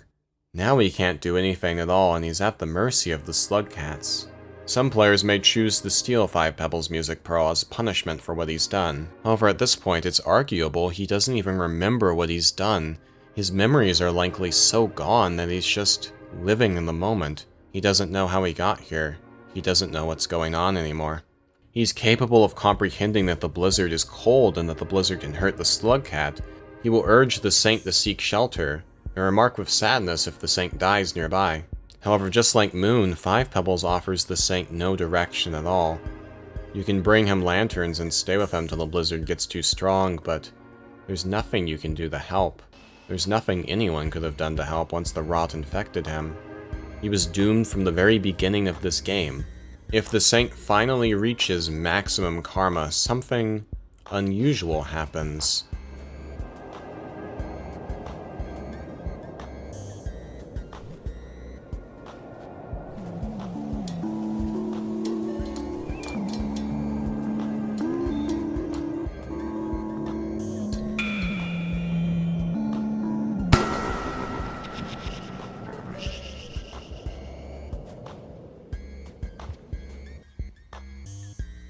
The saint has the power to ascend other creatures. In a way, this makes saint the triple affirmative. They are the solution, they are portable, and their technical implementation is possible. The saint has the ability to fully cross out every creature it comes across, no matter size. Our presence has been revealed to you now, young one. The attunement has become much nearer, like a rebel distorted upon a moonlit reflection. Repetitious, seemingly endless strife, an unimaginable curse. Swim with the tide, or against it. You can spend countless cycles up here, but eventually you will be forced to face the Void Sea yourself. However, once you reach where the Void Sea typically was, it's gone. It's all golden and missing. This starts to peel back the veil behind this campaign. It's not normal, it's not an accurate retelling of events. If the Void Sea had risen up and consumed the depths, then there would be Void Sea here. But there isn't. There's just nothing. However, we can jump in if we wish to. And if we do, we enter a freefall, eventually ending up in Rubicon. Rubicon is a culmination of our entire journey, not just throughout Saint, but as every character. None of the rooms in Rubicon are entirely unique. Instead, they're melded rooms from the past, memories of what the world used to look like. This either shows that the Saint campaign is a weird retelling of events that didn't actually occur, or the Void Sea is just an extremely weird entity we can't understand. There's places here that don't exist during the Saint timeline. Twisted rooms that we as the player may remember from past campaigns, but the Saint would have no way of knowing. Everything is weird down here. The creatures are dyed golden. The water is golden. It rains down here like it did in the past, yet the rain is void fluid. The void fluid here is different. It burns you, it kills you, it doesn't allow you to swim through it like normal void fluid does in the Void Sea. Standing in your path and attempting to stop you are the Guardians.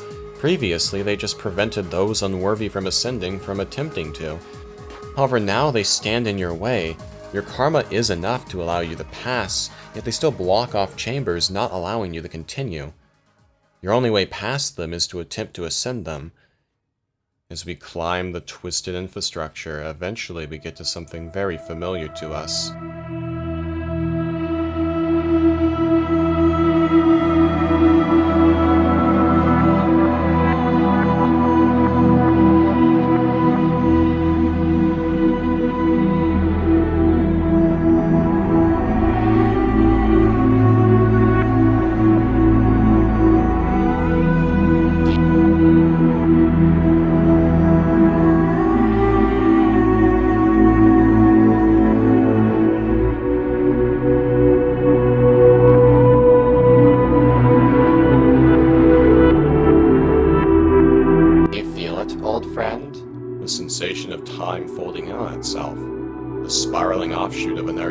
Wrapping around your own. None of this is real, is it? Every repeating cycle of our own existence unwound and laid bare.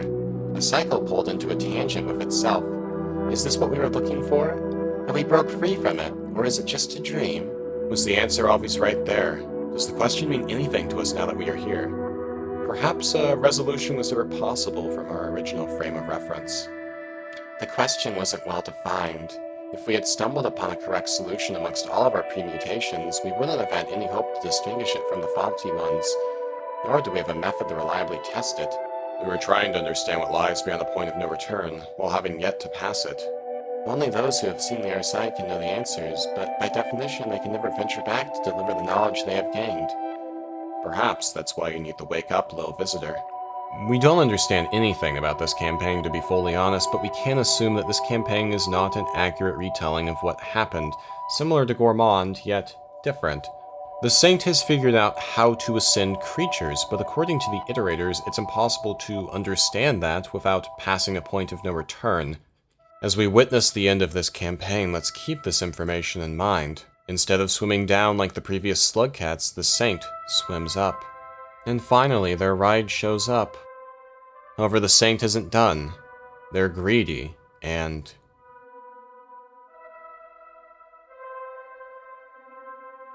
well, now it's gone. Just like Artificer, the Saint is left to swim in the Void Sea with no guidance from the Void Worm. The Saint's karma starts ticking down, and as their karma starts ticking down, flashes of screenshots taken during the campaign start playing. Every single echo we met, every single moment we experienced, it's all being shed from us. And we're left at the starting karma, a karma symbol we have seen countless times playing this game. As the Saint swims, just like Artificer, their body warps, but in a different way. They aren't being ripped apart like Artificer was. Instead, they're flaking, they're stretching, and they're starting to resemble an echo.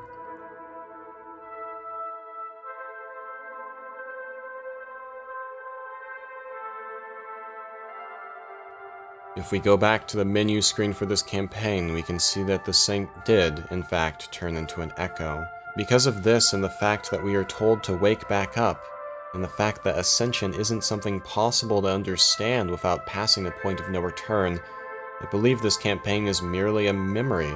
Throughout this campaign, we're told that we are in a horrible predicament, that we need to find a way out, how nobody envies us.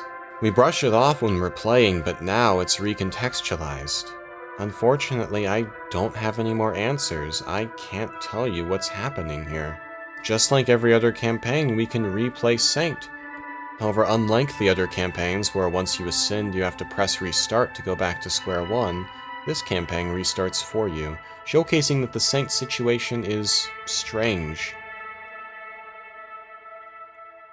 And with that, we have the end of all of the Rainworld timeline.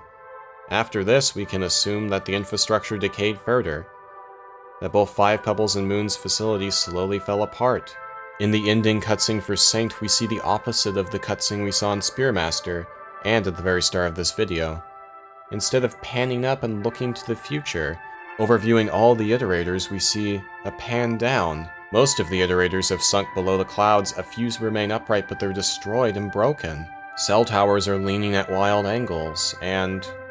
based on both mine and now your deep understanding of the lore, we can only assume what's next. A continuation of the cycle. Likely a new civilization will appear, maybe the scavengers.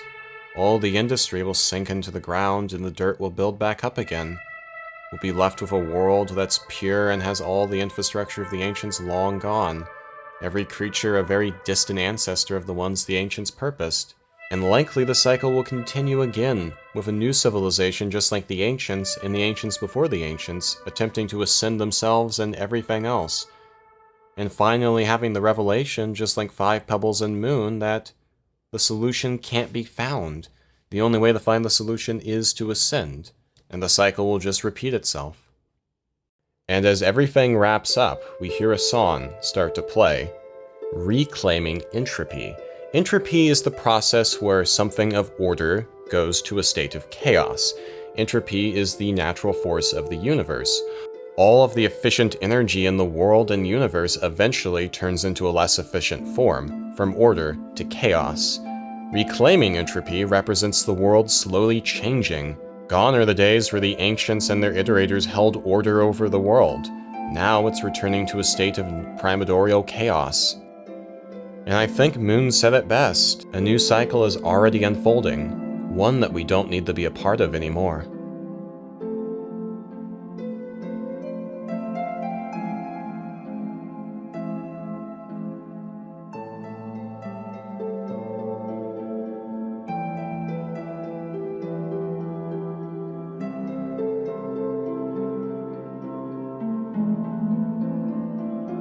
Alright. can't think of a joke like it's just from someone asking me. Okay, Viewey, I'll set up. You walk into a bar and there's a horse. What do you say?